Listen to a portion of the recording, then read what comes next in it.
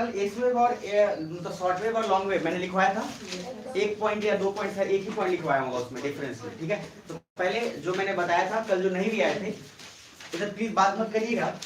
देखो 1 घंटा के अंदर ना 3 टॉपिक कवर करना है, ध्यान से समझना।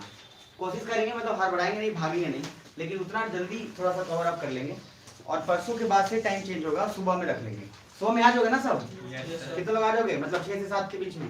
कल क्योंकि कुछ लोग अब्सेंट भी थे, तो आ जाइएगा सुबह में। आप भी थोड़ा फ्री हो जाएगा, दिन भर आपको भी टाइम मिल जाएगा, मुझे भी टाइम मिल जाएगा। थोड़ा धूप से आप भी बच जाइए और आपका जो फेयरनेस है वो मेंटेन रहेगा, क्योंकि अधिकतर लोग को उसका भी बहुत तकलीफ रहता है कि सर धूप में बुलाकर मेरा फेयरनेस मार रहे हैं, तो वो भी हम ध्यान रखेंगे, ठीक है। खैर जोक से पार्ट आगे करते हैं। अब सर मैंने आपको शुरू किया था कौन सा? थीम 4। तो टोटल फिजिकल ज्योग्राफी में कितना थीम है? थीम 5। थीम 1, थीम 2, थीम 3 खत्म कर चुके हैं अपन। थीम 4 पे स्टार्ट की, जिसका नाम है क्लाइमेटोलॉजी। क्लाइमेटोलॉजी के अंदर मैंने आपको बताया कि 2 चीज, फिर से सुनिएगा ध्यान से प्लीज।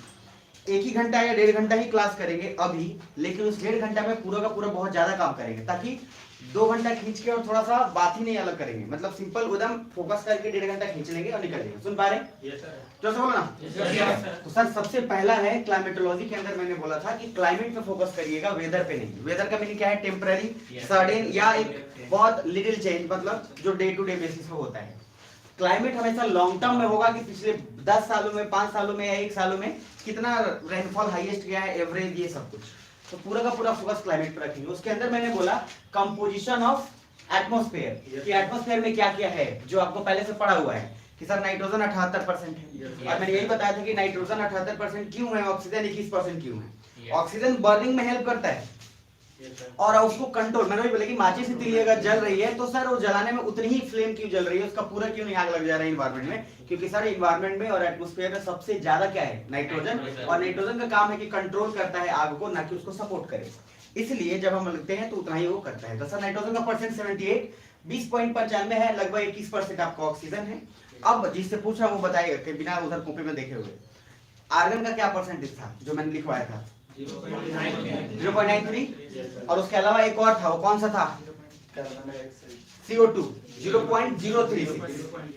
सुन पा रहे हैं? 0.036 दिमाग में रखिए, डेटा काम आएगा, मैं फिर से बोल दे रहा हूँ आपको। उसके अलावा मैंने बोला क्या सिर्फ इतना ही गैसेस है कि और भी गैसेस है? बहुत सारे गैसेस है ना, अनलिमिटेड है। हम तो बस उतना रीड कर रहे हैं जो ज्यादा प्रभावी है, जो ज्यादा डोमिनेंट है, बात खत्म। तो सर अब उसके अलावा जो हम काम आगे बढ़ाए उसको थोड़ा ध्यान से समझिएगा। अगर उस परसेंटेज के बाद मैंने बोला लेयर में पहला है ट्रोपोस्फेयर, बोला था ना। ट्रोपोस्फेयर से पहले भी मैंने एक चीज और जिक्र किया था, शॉर्ट वेव और लॉन्ग वेव। तो मैंने बोला था कि अगर मान के चलो ये आपका अर्थ सरफेस है जहां पे अपन लोग रह रहे हैं, यहां से फिर से बोल रहा हूं, ये सपोज सनलाइट है, 1 मान लो चाहे 4 मान लो, और सनलाइट से अगर वेव निकल रहा है मान लो, ठीक है। और दूसरा, यहां जब ये अर्थ अभी जब गर्म होगा तो सामने ये भी अपना कुछ वेव निकालेगा। Yes sir. खाली डायग्राम से आइडिया लगाओ कि कौन सा शॉर्ट वेव है, कौन सा लॉन्ग वेव है। Yes sir. जो आ रहा है वो शॉर्ट वेव है और जो जा रहा है वो लॉन्ग वेव है। और इसका थोड़ा सा मैं जिक्र आपको ऑलरेडी किया था कि शॉर्ट वेव का स्पीड हमेशा क्या होगा? फास्ट। क्या समझ पा रहे हो? इस पे अभी बहुत सारा लॉजिक बताना है, इसलिए फिर बता रहा हूं। तो शॉर्ट वेव में मैंने बोला था कि अभी के लिए याद रखना कि इसका स्पीड काफी तेज होगा, लॉन्ग वेव धीरे धीरे होगा। इसलिए अर्थ अचानक से ठंडा नहीं हो जाता है। लेकिन गर्मी, आप सुबह देखो ध्यान से, धूप जैसी ही आया, आप कॉमन सेंस सोचो, अभी 9 बज रहा है या 9:30 या जो भी टाइम हो रहा है, इस टाइम पे बहुत जल्दी से गर्म हो गया। लेकिन आप ईमानदारी से फिर सोच के बताओ, ईमानदारी से क्या, लॉजिकली सोच के बताओ कि शाम में क्या एकदम ठंडा हो जाता है? कंप्लीट नहीं होता है, वो बहुत आराम से और काफी स्लो होता है। लेकिन गर्मी, आप सोचिए 9 से 10 के बीच में भी यह क्लास जब तक खत्म होगा तब तक इतना पारा चढ़ गया रहेगा कि हालत खराब हो जाएगा। लेकिन जब आप शाम में आते हैं और जब पूरा धूप खत्म हो गया रहता है तो एनर्जी क्या है? रेडिएट बहुत धीरे धीरे करता है। क्यों? क्योंकि लॉन्ग वेव का स्पीड होता है स्लो। पहले यहां तक समझ पा रहे हैं? और शॉर्ट वेव का स्पीड काफी फास्ट होता है। अब सवाल उठता है जो यहां से समझने वाला सबसे इंपॉर्टेंट है, क्या? पहले कहानी सुन लेना, लॉजिक समझ लेना, अपने आप उसके बाद दिमाग में फिट हो जाएगा हर जगह। शॉर्ट वेव में इसमें बहुत तरीके के वेव होंगे, तरंगे लाखों करोड़ों तरंग होंगे, अरे है ना। उसी कुछ तरंग में से कुछ ऐसे भी तरंग होंगे जो हार्मफुल होंगे। भाई वही बैग अगर शरीर पे पड़ा तो स्किन डिजीज या कुछ और होना शुरू हो गया। अब आप सोच के बताइएगा, फिर से बोल रहा हूँ, हम बोलते हैं कि हमारे एटमॉस्फेयर में ओजोन है ना सर, यस सर, ओजोन की परत हमको बचाती है, ऐसा बोलते हैं ओजोन लेयर हमको बचाता है। अब आप कॉमन सेंस से सोचो, क्या मजेदार चीज है कि सर शॉर्टवेव का स्पीड अगर स्लो रहता तो कभी भी अल्ट्रावायलेट रेज या वो सारा रेज जो हमारे लिए हानिकारक है वो कभी भी अर्थ पे पहुंच नहीं पाता। कॉमन सेंस, तो क्या सुन पा रहे हैं? यस सर, स्पीड अगर स्लो होता तो उसको ऊपर से यहां तक आने में इतना टाइम लग जाता, उसके बावजूद बीच में एक लेयर भी है जो ओजोन है, उसको वो भी रोक लेता। लेकिन स्पीड अगर उसका इतना फास्ट है कि ओजोन को फिर वो तोड़ते मोड़ते फिर आगे बढ़ जाते हैं। तो लॉजिकली कहने का मीनिंग क्या है कि शॉर्टवेव का स्पीड फास्ट होना सिर्फ ओजोन के लिए जरूरी नहीं है या सिर्फ अल्ट्रावायलेट के लिए जरूरी नहीं है, बल्कि इसलिए भी जरूरी है क्योंकि सनलाइट हमारे पास अगर आ रहा है उसमें बहुत सारे रे, विटामिन डी भी तो हमको मिलता है। यस सर, अरे हाँ है ना, सनलाइट में बैठने, सुने हो ना ये बात, यस सर, दो- मछली खाने से विटामिन डी, और सूरज के धूप लेने से विटामिन डी, विटामिन डी मिलता है। ये सुने, ज्यादा देर मत बैठ जाइएगा ना तो अलग प्रॉब्लम क्रिएट हो जाएगा। तो कहने का लॉजिक है कि सर विटामिन डी आपको मिल रहा है, तो उसको भी आने के लिए उसका स्पीड अगर स्लो हो जाए तो फिर दो प्रॉब्लम क्रिएट हो जाएगा, ना तो वो चीज एक्वायर हो पाएगा, ना ही अपन लोग के पास आएगा। आप देखिए क्वेश्चन अगर आप पढ़ोगे सीबीएसई में तो बोला जाता था कि 8 मिनट समथिंग या 4 सेकंड या कुछ में सूरज जो है उसकी रोशनी हमारे पे पड़ती है, Yes, और sir. डिस्टेंस इतना ज्यादा है कि उसका स्पीड आप आइडिया भी नहीं लगा सकते हो। अगर उसकी स्पीड स्लो होगी तो वेव कभी भी हमारे पास उतना जल्दी पहुंचेगा नहीं, फिर सूरज हमारे पास उतना जल्दी, मतलब उसकी लाइट हम तक जल्दी पहुंचेगी नहीं। तो मैं बोलना क्या चाह रहा हूं समझिए। अब आपको मैंने बोला था कि कार में अगर ये रखा हुआ है और इस कार में आप जब लाइट आ रहा है सूरज का दिन में, तो सोच के देखिए दिन में अगर लाइट आ रहा है इसमें, तो दिन में लाइट आया तो काफी तेज आएगा कि काफी स्लो आएगा? काफी तेज आएगा। अब कॉमन सेंस से समझिए, आप बोल रहे हैं कि सर आएगा तो निकलेगा भी, मान लीजिए मैं ब्लैक शीशा नहीं है, थोड़ा सा निकलेगा भी, लेकिन आप फिर से सोचना कि शॉर्टवेव का स्पीड कंपैरेटिवली मैंने बोला हाईएस्ट है किससे? लॉन्ग वेव से। तो अगर कोई गाड़ी बहुत देर से धूप में खड़ा है तो उसमें वेव या हीट ज्यादा आया है और निकला क्या है? कम, क्योंकि सर स्पीड लॉन्ग वेव की क्या है? स्लो। फिर से बोल रहा हूं, लॉन्ग वेव को सिर्फ इस बात से समझना कि गर्म होने के बाद जो रेडिएट होगा वो लॉन्ग वेव है, जो गर्म कर रहा है वो शॉर्ट वेव है। अभी के लिए समझना, उसका नाम अलग अलग आएगा, टेरेस्ट्रियल वेव बोलेंगे, इसलिए पहले मैं क्लियर करते चल रहा हूं। तो सर शॉर्ट वेव और लॉन्ग वेव में अभी के लिए फिर से याद रखिएगा, मैंने कल एक और वर्ड जिक्र किया था, ग्रीन हाउस। याद है क्या? यस सर, ग्रीन हाउस को हिंदी में क्या बोलेंगे? हरा घर। कौन बताएगा ग्रीन हाउस को हिंदी में? देख लेना। अब इसमें ध्यान अब ध्यान से समझना, मतलब ग्रीन हाउस का पहले मीनिंग समझना क्या है। कितने लोगों को पता है ग्रीन हाउस का मीनिंग क्या है? चलो ठीक है, अब देखो ध्यान से, इसको समझने के लिए जहां डिफरेंस लिखवाया था, एक डिफरेंस पहले लिख लो फिर आगे बढ़ते हैं। शॉर्ट वेव और लॉन्ग वेव में लिखो, लॉन्ग वेव में लिखना, long wave is also called terrestrial wave.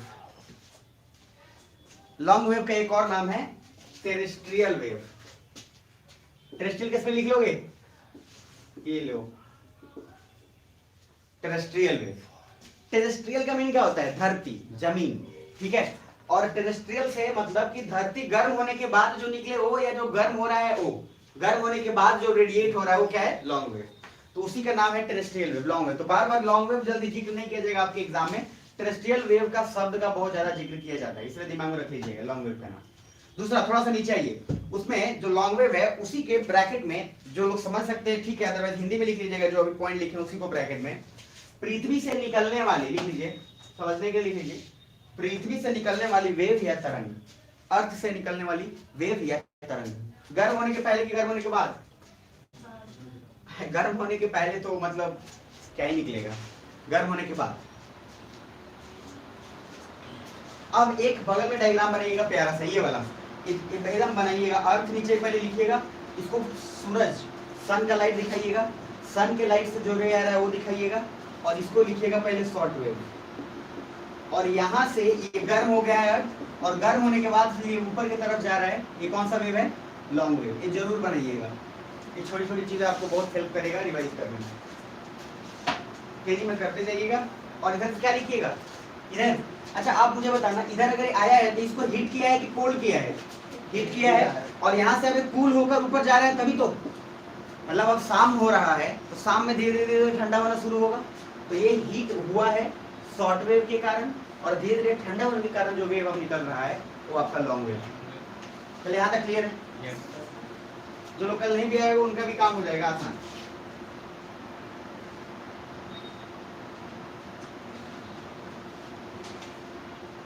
अब आते हैं पूरा का पूरा फोकस ट्रोपोस्फेयर पे फिर से, इसमें बहुत कुछ है। ये बना लिए, जोर से बोलो ना, yes, sir. ठीक है। ट्रोपोस्फेयर में कितना किलोमीटर तक कल बोला था डिस्टेंस? 0 से 18, ये अप्रोक्स डिस्टेंस है। कहीं 19 आ जाए तो मत बोला कि सर जी का कपार फोड़ देंगे। सर 0 से 18 अप्रोक्स है मान लीजिए, और 0 से 18 किलोमीटर ट्रोपोस्फेयर के अंदर बोल दिया, तो अब आपको क्या समझना है कि सर 0 से 18 में आपसे कॉमन सेंस से पूछ रहा हूँ, मतलब पेन कलम वो रट्टा पुट्टा सब साइड रखो, एकदम खाली इमेजिनेशन से सोचो, आप दिल से एकदम दिमाग पूरा क्लियर रखो कि क्या चल रहा है। ऐसे सोचो 0 से 18 किलोमीटर है, यानी कि सरफेस से हम 18 किलोमीटर ऊपर जा रहे हैं, ठीक? Yes, sir. आप मुझे कॉमन सेंस से बताइएगा कि सर 0 से 18 तक जाते जाते अगर सूरज दिन में पूरा गर्म कर दिया है, धीरे धीरे ठंडा हो रहा है, ठंडा स्लो हो रहा है कि फास्ट हो रहा है? स्लो हो रहा है।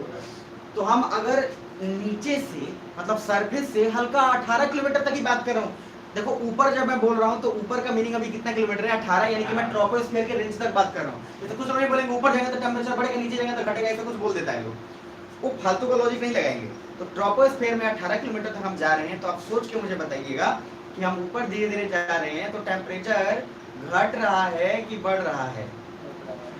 थोड़ा सा सोच के बताइएगा, बहुत बेसिक लॉजिक लगाइए।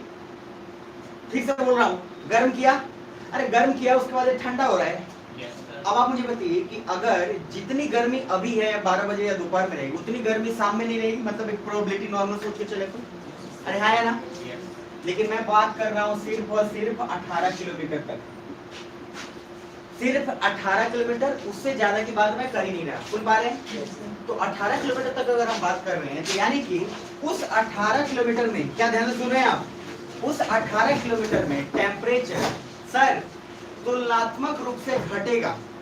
कैसे? क्योंकि नीचे गर्म है और इधर लॉन्ग वेव अभी निकल रहा है, और लॉन्ग वेव को निकलने में धीरे धीरे क्या लगेगा? टाइम। अरे हाँ ना? Yes, sir. कुछ गैसेस के नाम आप सुने होंगे जो आपको सुने भी, हीलियम वगैरह सुने ही हैं, Yes, sir. CO2 भी सुने ही होंगे, क्लोरोफ्लोरोकार्बन CFC सुने ही होंगे, CO कार्बन मोनोऑक्साइड सुने ही होंगे, ये सब नाम सुना हुआ है। सुना हुआ है ना? Yes, sir. गेस पेपर में भी था जो एटम बम से एग्जाम दिए थे। तो सर कार्बन मतलब सुने हैं ना? Yes. जोर से बोलो ना। Yes sir. इसका यूज बाद में देखेंगे। तो सर ये बहुत सारे गैसेज एटमॉस्फेयर में अवेलेबल है। एक क्वेश्चन पूछा था बहुत बेसिक कि सर इधर ग्लोबल वार्मिंग कितने लोग सुने हैं? ग्लोबल वार्मिंग सुने होंगे। Yes, sir. 3 इडियट में एक डायलॉग है, तुम्हारी वजह से ग्लोबल वार्मिंग पूरा हुआ है। समझ रहे? 3 इडियट कितने लोग देखो। ठीक। तो सर इंटरेस्टिंग थोड़ा समझना फिर से, सब global warming, green house gas, सारा इफेक्ट यहीं पे आ जाएगा, इसीलिए थोड़ा अलर्ट रहिएगा।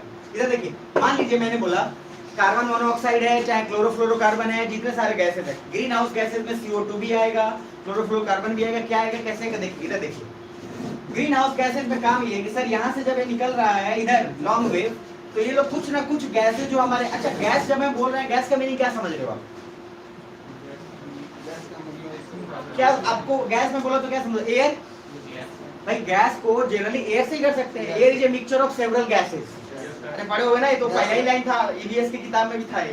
तो air is a mixture of several gases, यानी कि एयर में ऑलरेडी सेवरल गैसेस मिले हुए हैं, और सेवरल गैसेस का अलग अलग फंक्शन है। कोई गैस भारी है, कोई गैस क्या है, हल्का है। अरे हाँ ना?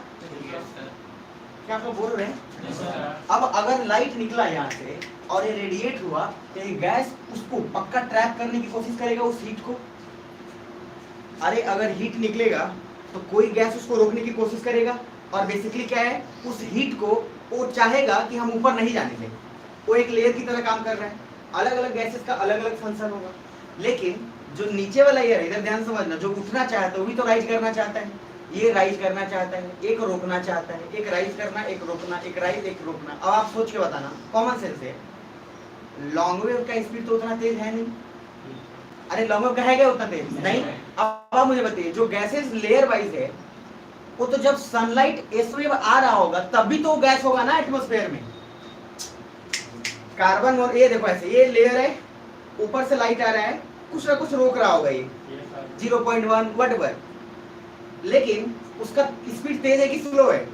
तेज है, तो वो तो सर इसके थ्रू या तो क्रॉस करके या उसको लेते हुए आएगा नीचे, लेकिन अब जा रहा है। फिर ये गैस अभी भी तो यही है, अब ये जो रेडिएट हो रहा है ये रोकेगा इसको, अब फिर ये रोकेगा। आप मुझे बताओ, तो इसका स्पीड स्लो है कि फास्ट? स्लो। तो सर ये तो उसको रोकना चाहेगा। तो अर्थ के नजदीक में जितना हम रहेंगे टेम्परेचर हमारा उतना ही ज्यादा होगा, लेकिन अब ये जा रहा है ऊपर और ये लेयर उसको रोक लिया। अरे समझ पा रहे हो? और अब फिर इसके ऊपर जा भी गया तो बहुत कम जा रहा है, यानी कि जितनी गर्मी नीचे होगी उतनी गर्मी ऊपर होगी क्या? क्या समझ पा रहे हो? जितनी गर्मी नीचे उतनी गर्मी ऊपर तो होगी नहीं। तो एक आइडिया मिला कि सर इसका मतलब है कि टेम्परेचर 0 से 18 किलोमीटर तक जाते थे थोड़ा घटेगा, यानी कि पृथ्वी पे टेम्परेचर हाईएस्ट रहेगा और जैसे हम थोड़ा थोड़ा ऊपर जाते हैं टेम्परेचर थोड़ा घटेगा। पहले आइडिया समझ में आ रहा है? तो हम अगर बोलते हैं, क्वेश्चन पूछता है कि ट्रोपोस्फीयर जिसका लेंथ, मैं डायग्राम बना रहा हूँ और देखता हूँ कौन इमेजिन कर पा रहा है, ठीक है? इमेजिन कर, जो अगर इमेजिन कर पाइएगा तो ठीक है, ये तो कोई बात नहीं, हम करवा ही देंगे। देखिए डायग्राम में थोड़ा कच्चा पक्का हूँ मैं, तो लोड मत लीजिएगा, गाली मत दीजिएगा सर को डायग्राम बनाना नहीं आता है। बस समझिएगा कि मैंने जस्ट एक ऐसे लेयर नॉर्मल बनाया, ठीक है? और इस लेयर में मैं मान लो यहाँ से लेकर यहाँ तक अभी के लिए बोला 18 किलोमीटर तक है ये पूरा डिस्टेंस, ठीक है? टोटल डिस्टेंस हो गया 18 किलोमीटर। सुन पा रहे हैं ध्यान से? इस 18 किलोमीटर पे ये जो है ये अर्थ सरफेस है, ये 0 किलोमीटर है। अब ये गर्म हो गया है ऑलरेडी काफी ज्यादा, और हम बोल रहे हैं कि अगर ये A है, ये B है, ये C है, ये D है, ये E भी ले लो, ठीक है? लेकिन E हम ले रहे हैं 18 किलोमीटर तक के, विमान के चलो हटा ही देते हैं। तो यहाँ का टेम्परेचर ज्यादा होगा कि यहाँ का ज्यादा होगा? A का ज्यादा होगा। फिर से पूछ रहा हूँ, A का ज्यादा होगा कि B का ज्यादा होगा? A का। फिर B से C गए तो B का ज्यादा या C का? B का। और यानी कि ऊपर से हम जा रहे हैं सर, नीचे से ऊपर होते हुए, तो टेम्परेचर धीरे धीरे क्या है, घट रहा है। अब आप मुझे बताइए, इमेजिन दूसरी तरह से, क्योंकि क्वेश्चन ये पूछेगा, बोलेगा क्या ए पॉइंट पे सेम डायग्राम बना देगा 25 डिग्री सेल्सियस है, और उस हिसाब से आपसे पूछेगा कि जब ऊपर जा रहे हैं तो मान के चलिए कि सर 6 डिग्री सेल्सियस टेम्परेचर घट रहा है, बढ़ रहा है, या कुछ भी बोलेगा नहीं, सिंपल पूछेगा कि सी पे कंपैरेटिवली तुलनात्मक रूप से कितना टेम्परेचर हो सकता है। तो 25 डिग्री है तो यहाँ पे समझना, 25 डिग्री सेल्सियस है तो यहाँ कितना हो सकता है? इससे कम या इससे ज्यादा? कम ही होगा, चाहे वो 18 हो, चाहे 10 हो, चाहे जो भी हो, लेकिन 25 से तो कम होगा ना। पहले ये लॉजिक क्लियर है। अब आपसे एक क्वेश्चन पूछ रहा हूँ, इसका डेटा है कि 1 किलोमीटर जाने पे ये लिखा हुआ है, जो डेटा ज्योग्राफर ने मेजर किया, 6.5 डिग्री सेल्सियस घटता है। यानी कि 0 किलोमीटर पे आप खड़े थे, आप इसके ऊपर गए 1 किलोमीटर, तो टेम्परेचर घटेगा कितना? 6.5। यानी कि जहां पे आप थे उस समय हो सकता है अर्थ का टेम्परेचर 20 डिग्री सेल्सियस रहा हो। ईमानदारी से बोल रहा हूँ, क्या सभी को समझ आ रहा है?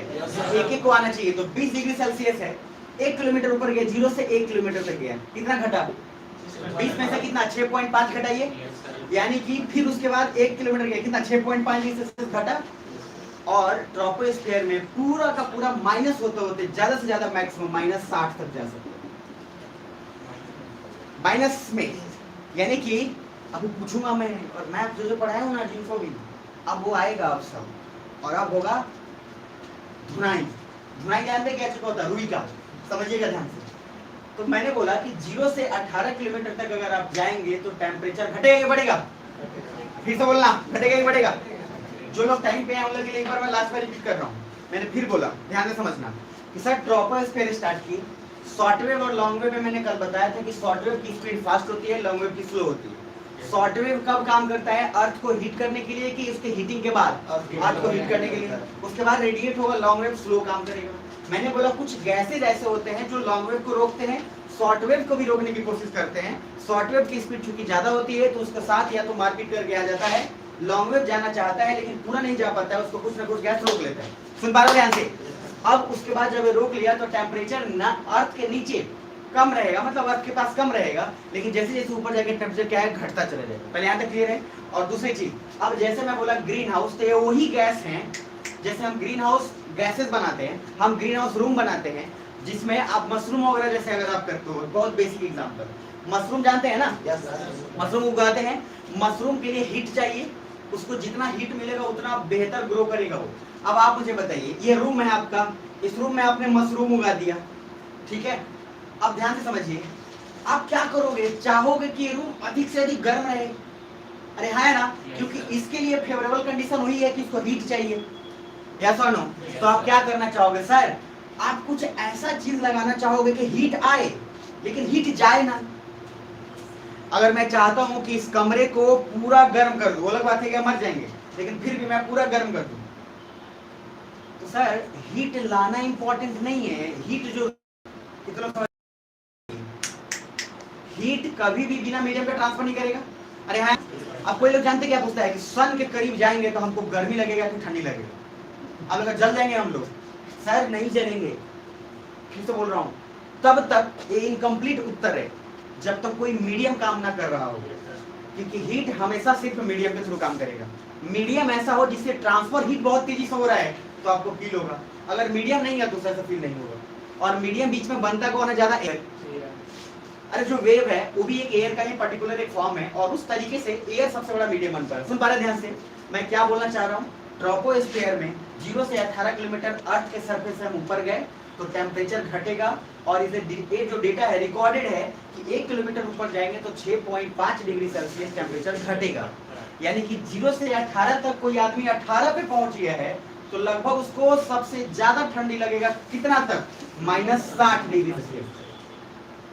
और एक ही बार आप खारिज मत कर दीजिएगा, फिर मैं बोल रहा हूँ, इसलिए ज्योग्राफी में रिजिड नहीं होना। मैं हर दिन इसलिए बोल देता हूँ आपको, बेटा ऐसा 59 हो जाएगा आंसर, प्लीज उसको इग्नोर करके रखिएगा, और मतलब हुबहू वैसे ही रखिएगा। और ऐसा इसलिए नहीं कि सिर्फ मेरे लिए, एग्जाम में भी आपको हेल्प होगा, और एग्जाम में भी रफ आइडिया ही लिया जाता है, क्योंकि जो साइंटिस्ट ये बता रहे हैं वो भी रफ आइडिया ही बोलते हैं। हर बात से पहले ज्योग्राफी आप जाके पूरा किताब पढ़िएगा, उसमें लिखा रहेगा अप्रोक्सीमेटली, हर डेटा के पहले अप्रोक्सीमेटली डेटा लिखा रहेगा, इसीलिए आप रिजिड नहीं होइए। तो सर 0 से 18 किलोमीटर तक गए, -60 तक पहुंच गए, तो ग्रीन हाउस अगर हम लेबोरेटरी बनाना चाहते हैं, हम चाहते हैं कि हीट को ट्रैप करें, तो हम क्या कहेंगे, इधर अब देखें रिसर्च सेंटर में गए होंगे, कृषि विज्ञान केंद्र में या कहीं भी अगर जाइएगा तो कांच होगा पूरा शीशा, और वो शीशा क्या होता है, वो सिर्फ हीट को लेगा, शॉर्ट वेव को, लेकिन उसको बाहर जाने देगा नहीं। अरे सुन पा रहे हो, हीट को लेगा लेकिन बाहर जाने नहीं देगा। प्लीज इधर सुन लो सुन लो सुन लो। अब इसी तरीके से मान लो इस रूम में भी सेम हुआ, हीट को शॉर्ट वेव गर्म कर दिया, मतलब गर्म किया पूरा अर्थ को, यानी कि क्या हो रहा है, क्या हो रहा है, क्या हो रहा है, घर पैक है, यानी कि अर्थ पैक है, गर्म हो गया है, गर्म हो गया पूरा। अगर रिलीज नहीं होगा, इतनी टेम्परेचर, इतनी गर्मी बढ़ जाए, हम पागल हो जाएंगे। अरे आया ना, अच्छा इधर इधर इधर देखिए ध्यान से, क्यों गर्मी ज्यादा बढ़ेगी, क्योंकि जो लेयर और जो गैसेज है, कार्बन मोनोऑक्साइड, CFC, ये लॉन्ग वेव को रोक रहा है ना। अरे है ना, यानी कि ये लेयर है, CO सब है, CO CFC हर गैस है, ठीक है, शॉर्ट वेव को घुमा के पहुंचा दिया। अब इसको जाना है, जाएगा तभी तो अर्थ ठंडा रहेगा, लेकिन जा रहा है, ये रोक दिया, और हम लोग और फ्रिज, वॉशिंग मशीन, AC चलाए जा रहे हैं, इसका मात्रा बढ़ रहा है। अरे है ना, हीट जा रहा है, रोक जा रहा है। अब देखो इधर, ये यहाँ पे था, इस पॉइंट पे ही था, इस लेवल पे ही था, अब धीरे धीरे क्या हुआ, हमने इस्तेमाल करना शुरू किया AC का ज्यादा, रिलीज होता गया, ये रोकता गया, यहाँ तक पहले रुक रहा था, अब धीरे धीरे रुकते रुकते रुकते रुकते यहाँ तक रुक गया। तो आपको अर्थ पे टेम्परेचर ज्यादा महसूस होगा कि कम महसूस होगा, ज्यादा महसूस होगा। This is called global warming. तो ग्लोबल वार्मिंग का मीनिंग है कि जितना टेम्परेचर आया और उतना टेम्परेचर वापस नहीं गया, तो सर आपको जाहिर सी बात है जो टेम्परेचर पहले था उससे ज्यादा गर्मी फील होगा। अरे ऐसा नो, अब आपके मान लीजिए बॉडी का टेम्परेचर है, आपको गुस्सा बहुत ज्यादा आता है 100 डिग्री सेल्सियस मान लीजिए, और पानी नहीं पी रहे हैं आप, तो आप ही फट जाइएगा खुद से। लॉजिकली कहने का सिंपल मीनिंग है कि सर बैलेंस चाहिए। अब क्वेश्चन जानते हैं क्या पूछेगा, समझिएगा कि सर आप बोल रहे हैं कि ये रोक लेता है, तो अर्थ पे अचानक से आप बोलेंगे क्या हम ऐसा कुछ करते हैं कि कार्बन मोनोऑक्साइड, CFC या CO2 ऐसे सारे गैस जो लॉन्ग वेव को रोक रहे हैं, क्यों ना हम कुछ ऐसा करें जिससे कि ये सब कम हो जाए, या फिर इनका पोटेंशियल या इनके फीचर्स या उनका जो फ्रीक्वेंसी है वो सब खत्म हो जाए, ताकि लॉन्ग वेव आराम से चल जाए और हम आराम से ठंडा फील करें। अरे है ना सर, अगर सारा का सारा गैस खत्म हो गया, आप समझ पा रहे हो, और हीट को थोड़ा रोक ही नहीं पा रहा है, एक बार पूरे ठंडे हो जाएगा, उसके बाद आप टाइट हो जाएंगे, हम भी टाइट हो जाएंगे। पहले आप समझ पा रहे हैं, तो किसी चीज को हम इरेडिकेट नहीं कर सकते, हम उसको बैलेंस कर सकते हैं। और इसीलिए बार बार बोला जाता है कि क्लोरोफ्लोरोकार्बन क्या बोला जाता है, मस्ट बी मिनिमाइज। ये नहीं बोला जाता है must be eradicated, must be diminished, must be removed. क्या सुन पा रहे हैं? तो सर ग्रीन हाउस गैस का फिर से बोल रहा हूँ लास्ट बार, ये टॉपिक मैं बोल रहा हूँ एक मतलब बल्क में आपको पढ़ा रहा हूँ, लेकिन इस टॉपिक के अंदर बहुत सारे छोटे छोटे टर्म्स ज्यादा हैं, इसलिए आप जितना सुनेंगे उसके बाद मैं एक एक चीज लिखवा भी दूंगा। नहीं भी लिखेंगे तब अपने से लिख ही लेंगे, बट फिर भी ध्यान से समझिए। मैंने बोला अभी फिर से वापस कि पूछेगा कि सर टेम्परेचर बढ़ क्यों नहीं जाता है और हम क्यों नहीं क्लोरोफ्लोरोकार्बन और कार्बन मोनोऑक्साइड या CO2 को हटा देते हैं, तो सिंपल एक बात बोलिएगा कि अर्थ पे टेम्परेचर का बहुत ज्यादा ठंडा हो जाना वो भी तो ठीक बात नहीं है। और कॉमन सेंस से सोचिए, इधर देखिए, आपको बुखार कब होता है? जब आपके बॉडी का टेम्परेचर एक ही बार गर्म, जैसे धूप से आए, लिए पानी वो भी फ्रीज का, बना पेप्सी कोला पी लिए। अब सर आपने क्या किया, सडनली अभी आपके बॉडी का टेम्परेचर हाई था, आपने उसको सडनली लो कर दिया, अरे है ना, बुखार हुआ। आज का भी टेम्परेचर एकदम हाई था और शाम में एकदम से ठंडा हो जाए, आपको लगता है कोई आदमी सर्वाइव कर पाएगा? सब बुखारे बुखारे फील कर रहा है। पहले आप समझ पा रहे हैं? इसीलिए चेंजेस हमेशा क्या होना चाहिए, स्लो होना चाहिए, चेंजेस इमीडिएट नहीं होना चाहिए। अब IAS बनना है, आपको ज्यादा पढ़ना है, एक ही दिन आप अगर 10 घंटा पढ़ लिए, दूसरा दिन सर सॉरी सर बुखार लग गया, नहीं आ पाएंगे, तो आपको चेंजेस हमेशा क्या, लाइफ में भी सीख सकते हैं आपको चेंजेस हमेशा क्या करना है, स्लो करना है। आप सोचिए दिन से रात होने का प्रोसेस कितना बढ़िया है। रात से पहले शाम होता है, थोड़ा अंधेरा होता है, जब आपको ये वार्निंग मिल जाता है कि बेटा चश्मा उस्मा आप लगा लो जिसको मोतियाबिंद हुआ है। आप समझ पा रहे हैं क्या गजब का सिस्टम है? आप अगर नेचर से जुड़ोगे तो सब कुछ सीख जाओगे। धूप आने से पहले सोचो, सुबह का वही रोशनी कमाल का लगता है, और वही रोशनी 12 बजे दिमाग खराब हो जाता है, और फिर वही सेम चीज शाम में बाहर निकल जाते हैं जेल लगा के कि आप धूप महाराज गए हैं। अरे है ना, कहने का लॉजिक क्या है, प्रोसेस देखो कितना मतलब कूल है, आराम आराम से सब हो रहा है। हम सर 3 महीने में आग लगा देंगे, आप समझ पा रहे हैं? तो सर ट्रोपोस्फियर, फिर से बोल रहा हूँ, लेंथ बोलना जरा कितना जल्दी, सब 0 से 18 इतनी बार रिपीट कर रहा हूँ ना कि दिमाग में बैठ जाए, क्योंकि सर यहाँ से क्वेश्चन सबसे ज्यादा आएगा। टेम्परेचर कहाँ से कहाँ तक जा सकता है, मैक्सिमम कितना जाएगा 0 से 18 माइनस 60 डिग्री सेल्सियस। माइनस में बोला हूँ, ध्यान रखना, क्लियर है? इसका मतलब है कि सर ट्रोपोस्फियर में टेम्परेचर बढ़ेगा कि घटेगा? घटेगा, जब हम 0 से 18 किलोमीटर की तरफ जाएंगे तब। क्लियर है यहाँ तक? बहुत बढ़िया, एकदम सही जा रहे हैं। अब आते हैं इसी को मैप पे लेकर, और उसके बाद तब मजा आएगा। जब मैंने किलिमंजारो पढ़ाया था, किसको याद है? किसको याद है? हाथ खड़ा। माउंट किलिमंजारो, मैंने बोला था कि माउंट किलिमंजारो या किलिमंजारो माउंटेन भी बोलते हैं, लेकिन जनरली आपको मैप में एमटी करके माउंट किलिमंजारो मिलेगा। जिनको जिनको ध्यान में है थोड़ा भी हाथ खड़े करिए। बोलते ना धुनाई, याद है ना? मैं एक शब्द पूछ रहा हूँ, माउंट किलिमंजारो, फिर से पूछ रहा हूँ, और आप प्लीज ना लोड बिना, ऐसे भी लोड आप मेरी बात कर लेते हैं तो सर हल्का फुल्का आदमी क्या करें, सर चाटा मेरे बहुत तेज लगता है। आप सीरियसली सोच के बताना, प्लीज हड़बड़ाना मत, लोड भी मत लेना कि गलती करोगे। आप फिर भी सोच के बताना कि माउंट किलिमंजारो कौन से कॉन्टिनेंट, बोलना मत अभी मेरे को, और सिर्फ सीरियसली सोच के और सोचना, इमेजिन कि आप एग्जाम दे रहे हो, फंसे पड़े हो, आप कंफ्यूज में हो। 4 ऑप्शंस आपको दे दिया, अफ्रीका, साउथ अमेरिका, यूरोप और नॉर्थ अमेरिका। 4 ऑप्शंस आपके पास है। माउंट किलिमंजारो इसमें से कौन से कॉन्टिनेंट में है? बस प्लीज थोड़ा सा मैप को लेके सोच के बताओ। जो लोग सोच लिए हो हाथ खड़े करो।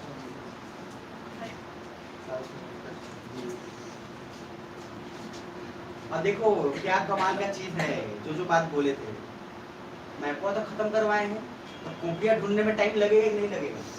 लगेगा। बहुत लोग मैप का कॉपी बहुत दिन से खोलबो नहीं किया होगा, घर जाकर देखेगा कि जा पेपर लहसुन गिरा हुआ है, ऊपर से देखेगा अपना जो है चूहा भी अपना कांड किया हुआ है। तो लॉजिकली कहने का मीनिंग क्या है, जो चीज खत्म हो जाए तो उसका कॉपी खुलता नहीं है। इसी वजह से फिजिकल ज्योग्राफी का, पॉलिटी का जानबूझ के छोड़ के रखा होंगे। प्रभु कम से कम 2-3 महीने में एक बार देख भी लो, और आपको पेपर देना है 2-3 साल बाद, क्या होगा? इसीलिए बोल रहा हूँ कि जितना भी मैं लिखवा रहा हूँ सबको मेरे उसके बाद भी हाथ से लिखना। क्या सुन पा रहे हैं? बहरहाल माउंट किलिमंजारो अफ्रीका में, ठीक है? और इसीलिए थोड़ा दिमाग में रखिएगा एक दो बात समझ के। आप एक बात समझ गए होंगे इसके बाद से क्या कि मैप को जाके रिवाइज कर लेना, क्योंकि उसके बिना ना आप अधूरे हैं। उसके बिना आप इतने अधूरे हैं कि आप आईएएस मतलब आप बोलेंगे हर बात के लिए आप कुछ बोल देते, बिल्कुल सही बात बोल देते हैं आप, नहीं बनिएगा। सही बोल देते हैं इसलिए कि वो बात सही है, वो मेरे लिए भी सही है, आपके लिए भी सही है, सबके लिए लागू। हम भी नहीं करेंगे, मेरा भी नहीं होगा, किसी और का भी नहीं होगा, इसलिए थोड़ा ध्यान में रखिएगा। बहरहाल आते हैं, चलिए। तो मैंने बोला उसको समझिएगा। माउंट किलिमंजारो एटलस कितने लोग लाए हैं? ठीक है, तो माउंट किलिमंजारो के लिए एटलस जरा निकालिए तेजी में फटाफट। और मैंने बोला था फर्स्ट डे याद होगा रूल 1, एटलस हमेशा होना चाहिए चाहे मैं बोलूं या ना बोलूं। और ये दर्शाता है कि आप कितने मतलब कितने आप सही हैं कितने गलत हैं, आपको ही पता चलेगा। अब इसको थोड़ा सा मिटा रहा हूँ, बहुत साफ सुथरा दिख रहा है, थोड़ा सा मिटा रहा हूँ।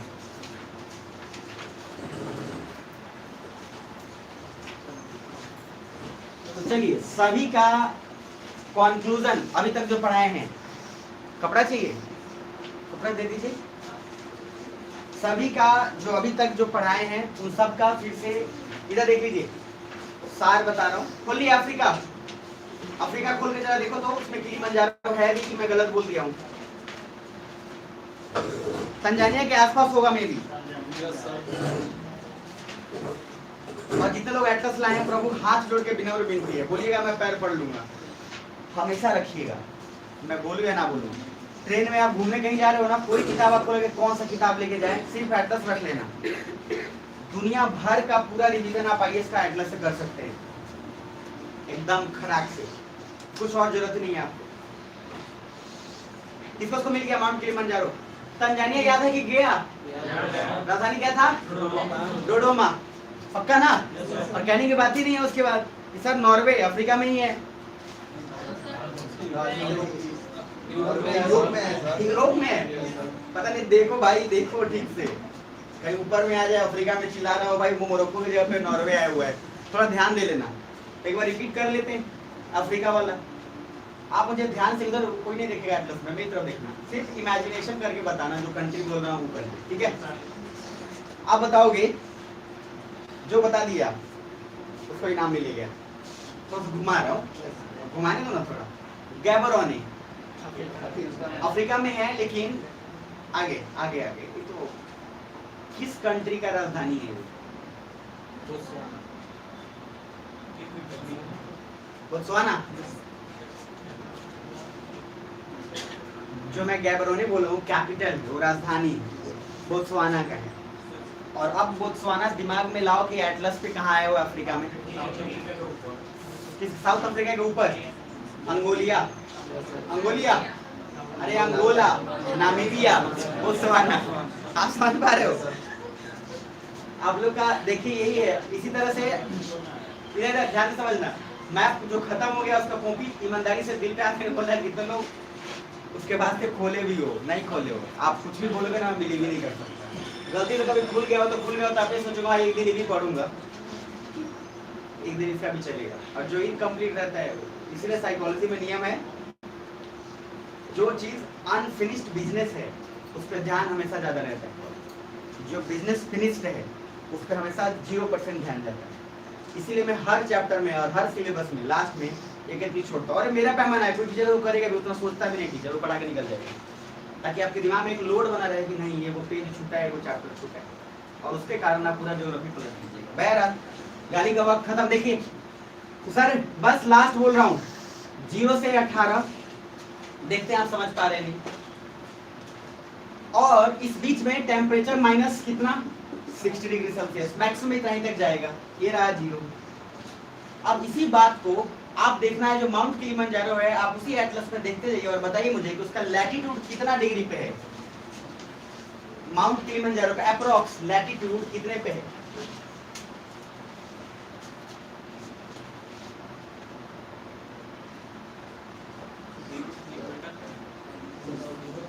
इक्वेटर पे है, इक्वेटर से ऊपर होगा, नीचे है, नीचे है। बहुत बढ़िया। अब जो आपके मैप एटलस में जो आपका वर्ल्ड का पूरा मैप दिया हुआ है, पेज नंबर याद है किसी को? 9900, उसको खोलिए, मैं कुछ दिखाने वाला, जल्दी खोलिए तेजी में। अब आपका यूज का काम आ गया है, 100, 102, 103 ऐसे कुछ होगा।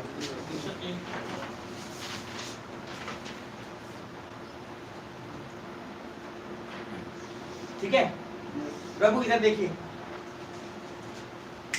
ध्यान से देखिए, ये मान लीजिए इक्वेटर से 0 डिग्री जा रहा है और ये क्रॉस करते हुए यहाँ कॉन्गो से लेते हुए केन्या से लेते हुए निकल रहा है, ठीक है?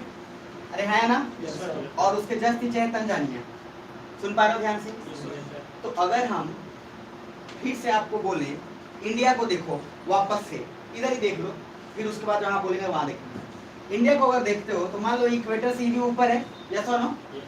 हम अभी जो बोले हैं वो अर्थ सरफेस से ऊपर बोले हैं कि इक्वेटर से ऊपर बोले हैं? अरे अर्थ सरफेस से बोले हैं ना जी। अरे हम बोल रहे हैं अर्थ सरफेस के ऊपर जाने पे 18 किलोमीटर, इक्वेटर से ऊपर जाने के लिए नहीं बोले हम आपको। क्या सुन पा रहे हो मेरी बात? अब एक 3D इमेज बनाऊंगा और देखता हूँ कौन समझ पा रहा है कौन नहीं समझ पा रहा है। 3D इमेज इस पर बनेगा नहीं, लेकिन बनाने की कोशिश करेंगे। सर कॉमन सेंस है, बताइए कि जो हिमालय गया होगा ठीक है, या नहीं भी गया होगा तब भी ठीक है, लेकिन हिमालय पे आपको बर्फ मिलता है कि नहीं मिलता है? अरे मिलता है ना जी। आप सोच के देखो, अगर हम सरफेस के ऊपर जा रहे हैं तो हमको बर्फ मिल जा रहा है, और क्या ये लॉजिक सही नहीं है? क्योंकि बोला ट्रोपोस्फेयर में कि जब जब ऊपर जाएंगे घटेगा टेम्परेचर और -60 तक जा पाएगा, और उसमें पूरा पॉसिबिलिटी है कि बर्फ बनेगा। अरे ऐसा ना हो, तो इस बात का ज्योग्राफर का प्रूफ है कि 0 से 18 किलोमीटर तक जब जब आप जाएंगे टेम्परेचर घटेगा, और 1 किलोमीटर में 6.5 डिग्री सेल्सियस घटता है, जो लगभग घट के मात्र मैक्सिमम कितना तक पहुंचेगा? -60 तक। इसीलिए मुझे उस जगह पे भी मिल जाता है पर्वत, मतलब जो आपका बर्फ, जिस जगह पे शायद कुछ लोग इमेजिन भी करेंगे कि इतना ऊपर नहीं आए हैं, इसलिए बर्फ मिल रहा है। इधर देखो, अगर बर्फ मिलना होता तो हो सकता है कि हमको 1 किलोमीटर पे ही मिल जाता, लेकिन आप मुझे बताओ 0 से 1 में बर्फ मिलना ज्यादा पॉसिबिलिटीज है कि 1 से 10 के बीच में मिलना ज्यादा पॉसिबिलिटीज है? सीधी बात है, क्योंकि हम टेम्परेचर क्या ऊपर जा रहे हैं तो घट रहा है कि बढ़ रहा है? घट रहा है, और जब घटेगा तो बर्फ वहां फॉर्मेशन होगा। इसीलिए माउंट किलिमंजारो जो आप देख रहे हैं वो इक्वेटर के हिसाब से आप देख रहे हैं, और जब हम अर्थ सरफेस के अकॉर्डिंग देखेंगे तो सर हम एक पॉइंट बोल रहे हैं, लैटिट्यूड जितना बढ़ेगा 0 से 18 किलोमीटर के बीच में, आप मुझे बताना टेम्परेचर घटेगा कि बढ़ेगा? जल्दी बोलो, घटेगा ना जी। हम 0 से 18 बात करें, टेम्परेचर घटेगा ही घटेगा। अब मैं एक डायग्राम बना रहा हूं और आप मुझे सोच के बताना। इधर फिर से बोल रहा हूं, ये रहा टेम्परेचर शॉर्ट फॉर्म में, और इधर मैं बोल रहा हूं लैटिट्यूड, ये भी शॉर्ट फॉर्म, और इधर मैं बोल रहा हूं एबव। जितना ऊपर जा रहे हैं या जितना लैटिट्यूड बढ़ा रहे हैं तो टेम्परेचर बढ़ेगा कि घटेगा? यानी कि एक शब्दों में टेम्परेचर अगर लैटिट्यूड हम बढ़ाएं या हम अगर एवं ऊपर की तरफ जाते जाएं, तो उस सारे दोनों केसेस में क्या दिमाग में रखना है आपको? ऑप्शनल और क्वेश्चन बनाने के लिए टेम्परेचर क्या करेगा? घटेगा। पहले यहाँ तक समझ पा रहे हो? मैंने आपको कुछ ग्राफ भी बताया था, अब ये रहा ग्राफ। इस ग्राफ में मान के चलो इधर मैं लिख रहा हूँ टेम्परेचर और इधर मैं लिख रहा हूँ मान लो हाइट, समझ पा रहे हो? तो इस हाइट पे मैक्सिमम मैं 18 किलोमीटर तक ही जा रहा हूँ, क्योंकि बात किसका कर रहे हैं हम? ट्रोपोस्फेयर का। तो इसमें दो ग्राफ है, एक ये सेम क्वेश्चन प्रीलिम्स 2020, ये मान लो इधर गए, इधर भी टेम्परेचर और इधर भी मैक्सिमम 18 किलोमीटर। दो ग्राफ मैंने बनाए, एक ये और एक ये। और इस साइड में थोड़ा बहुत मैं इसका जिक्र बताया भी हूँ, समझ पा रहे हैं? बढ़िया से बताया हूँ कि सर एरिया उस समय किसका निकालना है, इसे बताया था, ठीक है? जो लोग क्लास किए हैं उन सबको उसमें मैंने बताया था कि जब एक्सेलरेशन निकालने के लिए फिर क्या निकालना पड़ेगा, एरिया, उसका लेंथ की डिस्टेंस सब बताया था। तो आपको ध्यान से अपना रखना है। देखिए कॉमन सेंस इसका डायग्राम का मीनिंग है, स्ट्रेट लाइन है ये। इसका मतलब है कि सर अगर टेम्परेचर बढ़ाते हैं, मान के चलो यानी कि टेम्परेचर बढ़ रहा है तो हाइट भी बढ़ेगा। यस सर, कौन बोल रहा है, कैसे बोल रहा है? टेम्परेचर बढ़ा रहे हो तो हाइट भी बढ़ रहा है, हम उल्टा कर रहे हैं। हाइट बढ़ेगा तो टेम्परेचर बढ़ेगा क्या? सर हाइट बढ़ेगा तो टेम्परेचर घटना चाहिए ना? अरे ऐसा नो, ये फैक्टर भी देख लेना, नहीं कि देख लेना सर जी बोले थे स्ट्रेट लाइन होना चाहिए, इधर का भी देख लेना। इधर क्या है भाई, अगर इसको ऊपर नीचे करे या उसके जगह पे कुछ अलग फैक्टर दे दे, यहाँ हाइट के जगह पे मान लो लैटिट्यूड दे दिया, यहाँ टेम्परेचर पे कुछ और भी दे दिया, बहुत लोग रट के जाते थे 9th 10th में, वो देख लेते थे ग्राफों का क्या लेखन बनाया हुआ है, सीधा बनाया हुआ है तो यूनिफॉर्म मोशन में कर देंगे, अगर ऐसे टेढ़ा बने हुआ तो वो कर देता था लोग, कुछ लोग दिमाग में बैठा लेता है ग्राफ। तो फिर से बोल रहा हूँ, अभी पहला पॉइंट ए वाला पहले लिखिएगा, हाइट लैटिट्यूड बढ़ेगा तो टेम्परेचर घटेगा, सिर्फ ये वाला लिखिए, फिर इस पे आपको आएंगे और क्वेश्चन जो चारों ऑप्शन है वैसे ही होगा देगा। तेजी में करिए जरा, जल्दी जल्दी जल्दी। अभी के लिए ये वाला ग्राफ अभी के लिए मत उतारिएगा, मैं दूसरे तरीके से अभी बोलूंगा। जल्दी से क्या लिखेंगे सर? एल्टीट्यूड, एल्टीट्यूड का मीनिंग क्या होता है? हाइट बोल लो, अरे एल्टीट्यूड बोला हूं, एल्टीट्यूड, ये देखो ये पढ़े भी होंगे आप। तो एल्टीट्यूड का मीनिंग है सिंपल हाइट, ज्योग्राफी में एल्टीट्यूड ज्यादातर बोला जाएगा। तो हाइट बढ़ा, ठीक है, एल्टीट्यूड बढ़ा तो सर उसके बाद मैं बोल रहा हूं लैटिट्यूड, लैटिट्यूड भी बढ़ाओ, ठीक। तो टेम्परेचर क्या करो, बढ़ाओ घटाओ, और इसको करके खाली क्रॉस मान कर लेना। दूसरा पॉइंट लिखना,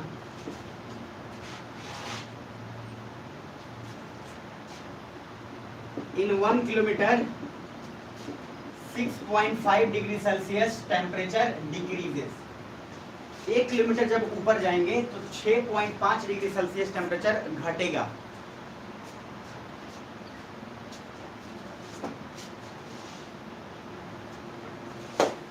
और ध्यान से समझना, ऊपर जा रहे हैं, क्या आप लोग सुन पा रहे हैं? ऊपर जा रहे हैं या लैटिट्यूड भी बढ़ा रहे हैं? लैटिट्यूड बढ़ा रहे हैं। तो इंडिया का लैटिट्यूड लगभग कितना था बताना? 82.5 डिग्री ईस्ट की वेस्ट, ईस्ट। लैटिट्यूड पैरेलल होता है कि लॉन्गिट्यूड पैरेलल होता है?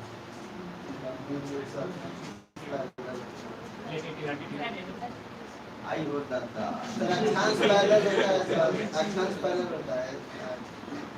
लैटिट्यूड बोला था लेटा हुआ लाइन, जलेबी पारो, और इसीलिए आपको समझाने के लिए ये बोला था ग्लोब वाला कि लैटिट्यूड ये पूरा ऐसे है सरफेस, यानी कि लैटिट्यूड लेटा हुआ है तो सब लैटिट्यूड के, दो लैटिट्यूड के बीच का डिस्टेंस इक्वल होता है कि अलग होता है?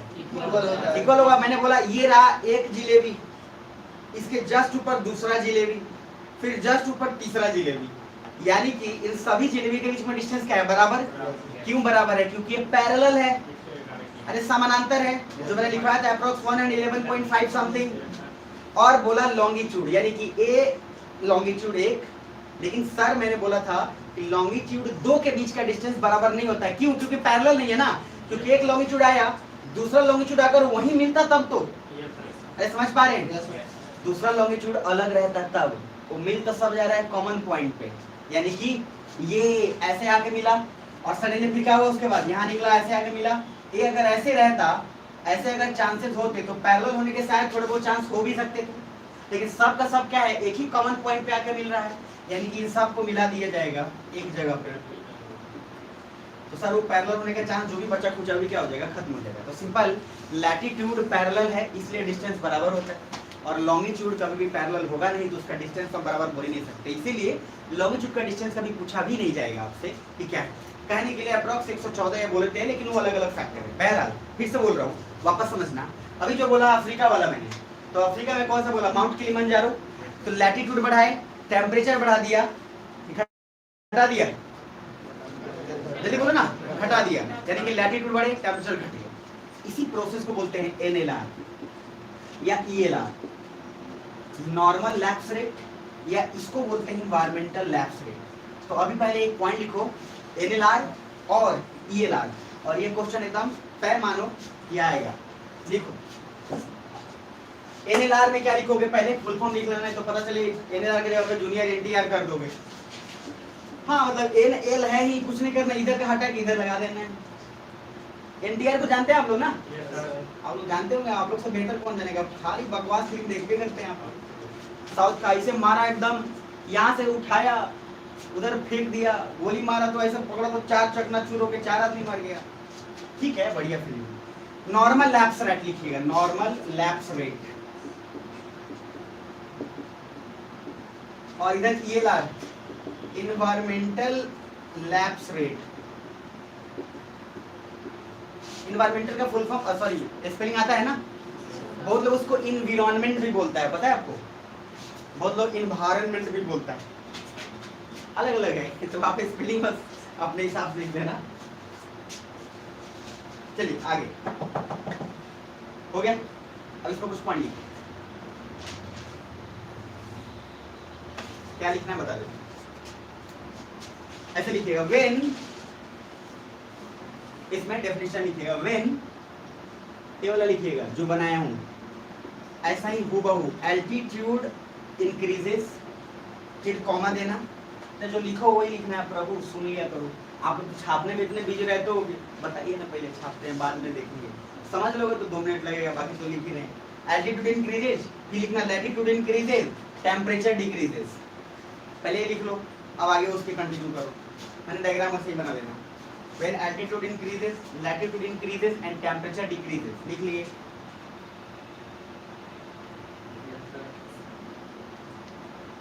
ठीक, अब उसके आगे लिखना सो this decreasing of temperature, this decreasing of temperature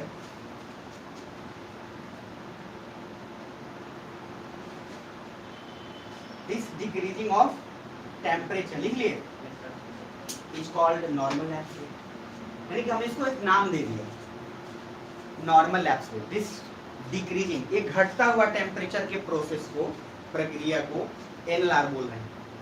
तो ऐसा कुछ नहीं, आप तेज जा रहे हैं, तेज जा रहे हैं, तेज जा रहे हैं, तेज सब जा रहे हैं, अब उसको एक नाम दे दिया, नॉर्मल तेज जाना है।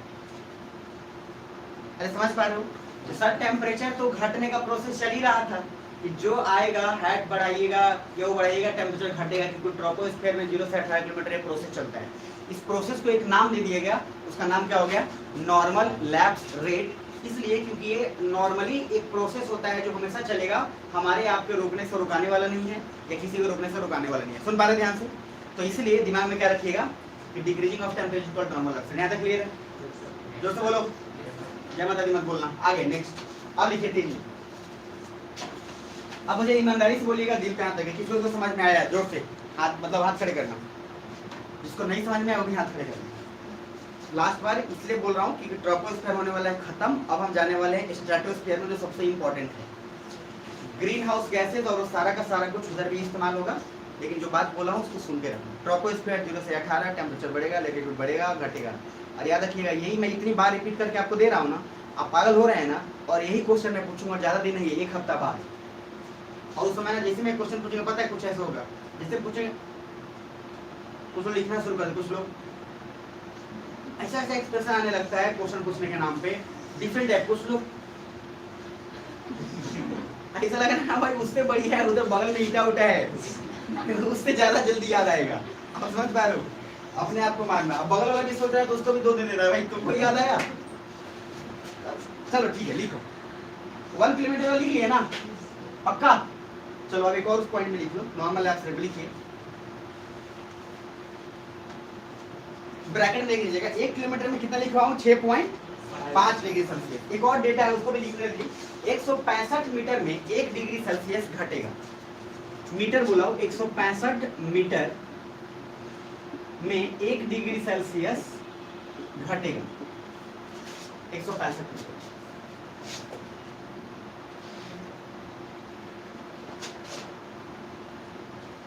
हो गया, बात वही है, लेकिन हमें ये डेटा इसे लिखवा है क्योंकि डेटा भाई साइंटिस्ट और ज्योग्राफर का है, जिनका 20-25 साल का मेहनत है, तो हम उनकी बात मानेंगे। बाकी किलोमीटर और मीटर के हिसाब से डेटा निकालिएगा तो उस हिसाब से आपको इधर उधर हो जाएगा, लेकिन फिर भी चलिए अब नेक्स्ट ग्राफ पे आते हैं। और अब ग्राफ वाला क्वेश्चन सही बनाना प्रभु, इज्जत का वाट मत लगाना।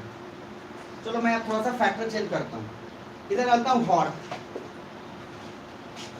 ठीक है।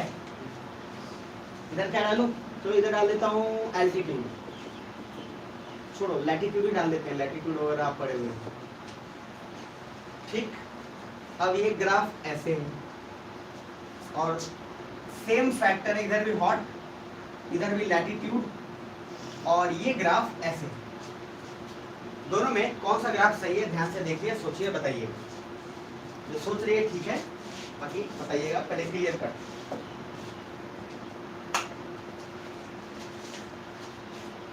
काफी इजी है, कितने लोग सोच लिए? ज्यादा लोग सोच लिए, मतलब कितने लोग सोच लिए इन द सेंस कि डिसाइडेड है कि हाँ सर यही होगा, ऐसा मजाक नहीं है सर, आप बोल दीजिए सर जहाँ भेजा दीजिए वहाँ भेजा दीजिए, लेकिन यही होगा। कितने लोग क्लियर है एकदम? इन दोनों में कौन सा ग्राफ सही है? जो लोग डिसाइड नहीं कर रहे वो लोग क्या सोच रहे हैं? नाचेंगे यहाँ? आप समझ पा रहे हैं? गज्जब आदमी है आप, गज्जब ही करते हैं। अगर इतने पढ़ाने के बाद भी नहीं समझ में आ रही इतना आसान से, तो फिर क्या फायदा है? ज्योग्राफी ऐसे फिजिकल ज्योग्राफी ऐसे हो जाता है, आपको पता नहीं है। जो आईएएस का पेपर 3-4 बार दे रही है, उससे भी पूछेगा तो फिजिकल ज्योग्राफी पल्ले नहीं पड़ता है उसको। आप किसी से पूछ रहा हूँ बेइज्जती के बाद भी, कितने लोग आप क्लियर हैं? कुछ तो सर करो, कुछ तो सर करो। जिनको लगता है ए वो हाथ खड़े करें, सही है। जिनको लगता है ए सही है वो हाथ खड़े करें। जिनको लगता है बी वो हाथ खड़े करें। भाई सी ऑप्शन कहीं नहीं है इधर, सी कहीं माथे होगा वो अलग बात है, इधर ऑप्शन नहीं। आप समझ पा रहे? देखो हॉट है इधर, लैटिट्यूड। अरे आप क्या समझ पा रहे हो? सिंपल रखो ना, क्या कर रहे हो? मैंने बोला लैटिट्यूड बढ़ेगा, ध्यान से समझना। इसका मीनिंग है कि लैटिट्यूड बढ़ता जा रहा है तो हॉटनेस भी बढ़ता जा रहा है। अरे है ना? अब इस जगह पे यूपीएससी ने दिमाग क्या लगाया समझिए। हम अभी पढ़े हैं कि 0 से 18 तक ही ना घटेगा जी, 0 से 18 तक ही घटेगा। अरे यस और नो? और यूपीएससी ने उसके बाद इसको खुलेआम छूट दिया, क्योंकि यूपीएससी तो जानता है कि आप स्ट्रेटोस्फीयर भी पढ़ के आ गए होंगे। तो अभी जितने लोग भी बोले हैं ए, या जितने लोग बोले हैं बी, या कुछ लोग बोले हैं दोनों में से कोई नहीं, अभी के लिए हम मानते हैं सबका सही है।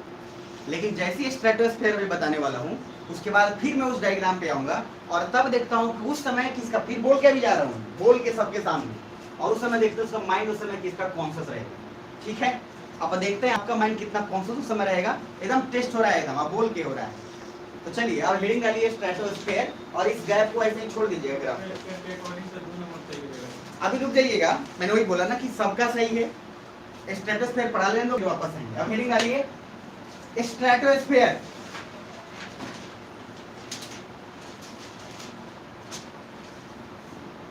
हो गया? चलो स्ट्रेटोस्फीयर में लिखोगे 18 से 50 किलोमीटर, 18 से 50 किलोमीटर। स्ट्रेटो का स्पेलिंग लिख लोगे ना? लिख लेना भैया। अच्छा ओ ही लिखना, इसको ए मत कर देना। स्ट्रेटोस्फीयर 18 से 50 किलोमीटर, ठीक है? ये सब जानते हैं, लूसेंट में रटने के लिए दिया जाता है। रट ला बेटा, 18 से 50, 18 से 50, 18 से वहां जाके माने 50 से 68। जय हो। आप समझ पा रहे हैं? तो चलता है। अभी आप बोलोगे नहीं, अभी रुक जाओ, मजा आएगा आपको लेयर समझ के। चलिए लिखिए, देखिए it is called the second layer of the atmosphere. It is called the second layer of atmosphere after troposphere.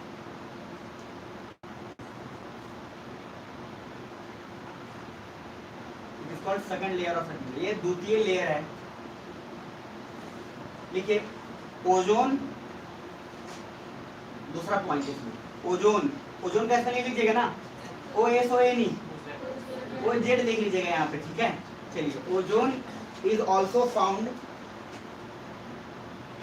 In this stratosphere.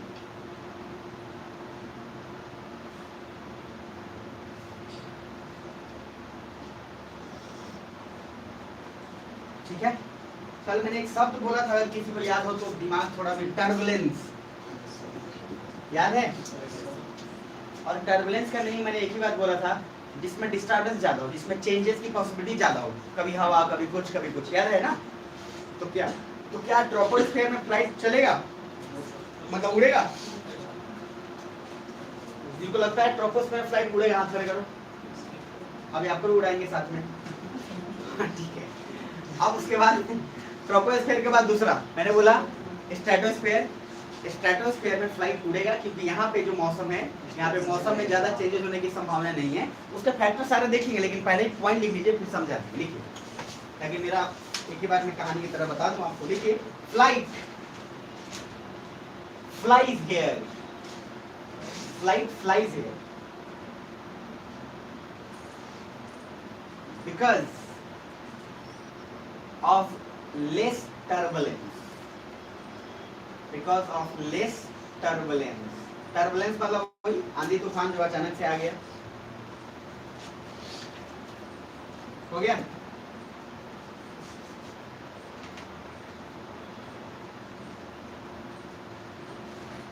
देखिए, फ्लाइट कहाँ उड़ेगा, स्ट्रेटोस्फीयर में कि थर्मोस्फीयर में? ठीक, चलिए।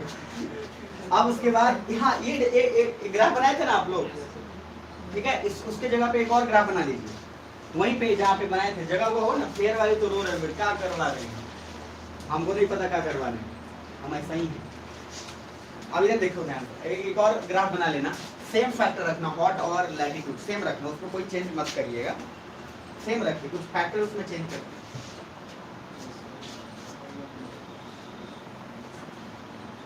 थोड़ा और सीधा कर लो ऐसे, यहाँ पे एक पॉइंट दे दो और इस पॉइंट को यहाँ पे लेकर आते हैं ऐसे डॉट डॉट, और फिर यहाँ से ये डॉट डॉट ऐसे गया है, ठीक है। उसके बाद देखते हैं और क्वेश्चन में क्या छापा, और एक और डॉट डॉट वो यहाँ से लेकर आया है, ठीक है। और इस पॉइंट को और इस पॉइंट में दो फर्क है, ये लिख रहा है इधर हॉट और ये लिख रहा है कोल्ड।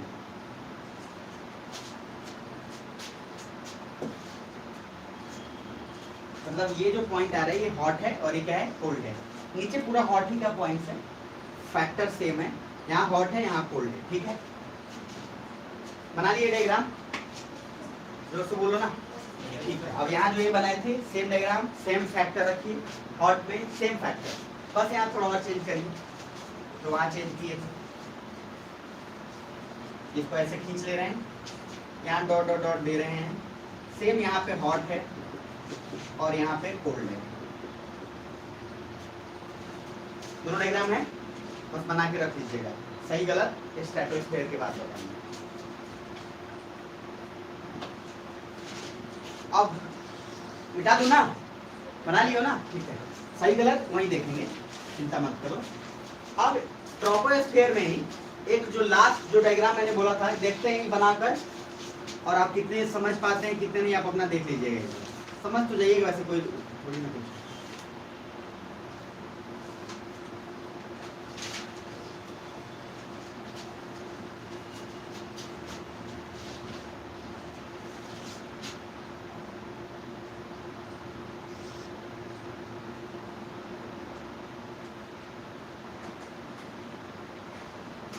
इसमें लाइन मत दीजिएगा, लाइन मत दीजिएगा, ऐसे ही रखिए, ठीक है, ऐसा रख लिए। यहाँ पे लिखिएगा 8 किलोमीटर, इधर भी लिखिएगा 8 किलोमीटर, ठीक है। कुछ बताना है, छूट गया था।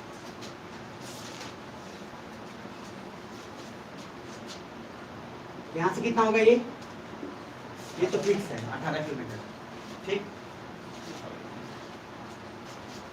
ये है NLR, याद रहेगा ना, ये है 1 किलोमीटर 6.5 डिक्रीज, ठीक है। एक और लिख देता हूँ यहाँ -60। पॉइंट समझ में आ रहा होगा सब, कुछ उसमें है नहीं, कुछ आने वाला है। अब आपको इसमें दो चीज मिला है, एक 8 किलोमीटर, इधर भी 8 किलोमीटर, और ये जो डिस्टेंस है ये आपका पूरा कितना है, 18 किलोमीटर। अब मजा आएगा। अब आपको बताना है, फिर से इधर थिकनेस जिसका ज्यादा हो, थिकनेस मतलब चौड़ाई या मोटाई कह लीजिए, थिकनेस फिर बोल रहा हूं, जिसका ज्यादा होगा उसको ऐसे समझिएगा कि दूरी ज्यादा है, मान लीजिए। अब ये और ये दो लाइन, एक और एक है दो लाइन, यहाँ पे 4 बॉल रखा हुआ है या 6 बॉल रखा हुआ है, क्लियर है। और यहाँ पे जितना बॉल वहां है उतना ही बॉल यहाँ भी रखा हुआ है, 6 हो गया ना। अब आप कॉमन सेंस से बताना, जो पॉइंट बताओ उसको समझना। डेंसिटी इसका ज्यादा है कि इसका ज्यादा है? घनत्व। घनत्व क्या होता है? घनत्व होता है कि जितना एरिया है उस एरिया में कितना सारा चीज है। अरे है ना। तो सर कहने का लॉजिक क्या है कि ज्यादा भीड़ यही दिख रहा है आपको, यस और नो? तो सर इसका मतलब है कि थिकनेस जब कम होगा तो गैस मॉलिक्यूल या एयर मॉलिक्यूल वहां ज्यादा दिखेगा आपको, क्योंकि वो क्लोज होंगे। अरे यस और नो? और मैंने कल बोला था कि पोल का डिस्टेंस शॉर्टर होता है और इक्वेटोरियल डिस्टेंस क्या होगा? ज्यादा होगा। इसीलिए ग्रेविटी की मात्रा पोल पे ज्यादा होती है या फिर इक्वेटर पे? कल बोला था कि गुरुत्वाकर्षण यानी कि ग्रेविटी ज्यादा कहाँ होगा? पोल पे कि इक्वेटर पे? जोर से बोलो। इक्वेटर पे कौन बोल रहा है? कहाँ पे होगा? पोल पे, क्योंकि डिस्टेंस पोलर का डायमीटर क्या है? कम। पोलर डायमीटर कितना है? 12,714 और इक्वेटोरियल 12,756। तो सर पोलर डायमीटर अगर कम है यानी कि डिस्टेंस कम है, इसका मतलब उसका थिकनेस कम है। अरे यस और नो? और थिकनेस कम है तो ग्रेविटी ज्यादा वहां पे महसूस होगा कि कम महसूस होगा? ज्यादा महसूस होगा। अरे पोल पे हमेशा ग्रेविटी ज्यादा होगी कम होगा? जल्दी बोलो ना, ज्यादा होगा, क्योंकि डिस्टेंस क्या है? कम। तो अभी के लिए याद रखिएगा, जो ये मैंने डायग्राम बनाया है जस्ट हुबहू ऐसे समझना। 3D में भी आपको एक बार सर्च करके आराम से दिखा देंगे। जो उसका पोलर लेंथ है वो उसका थिकनेस पूछता है क्वेश्चन में कभी कभी।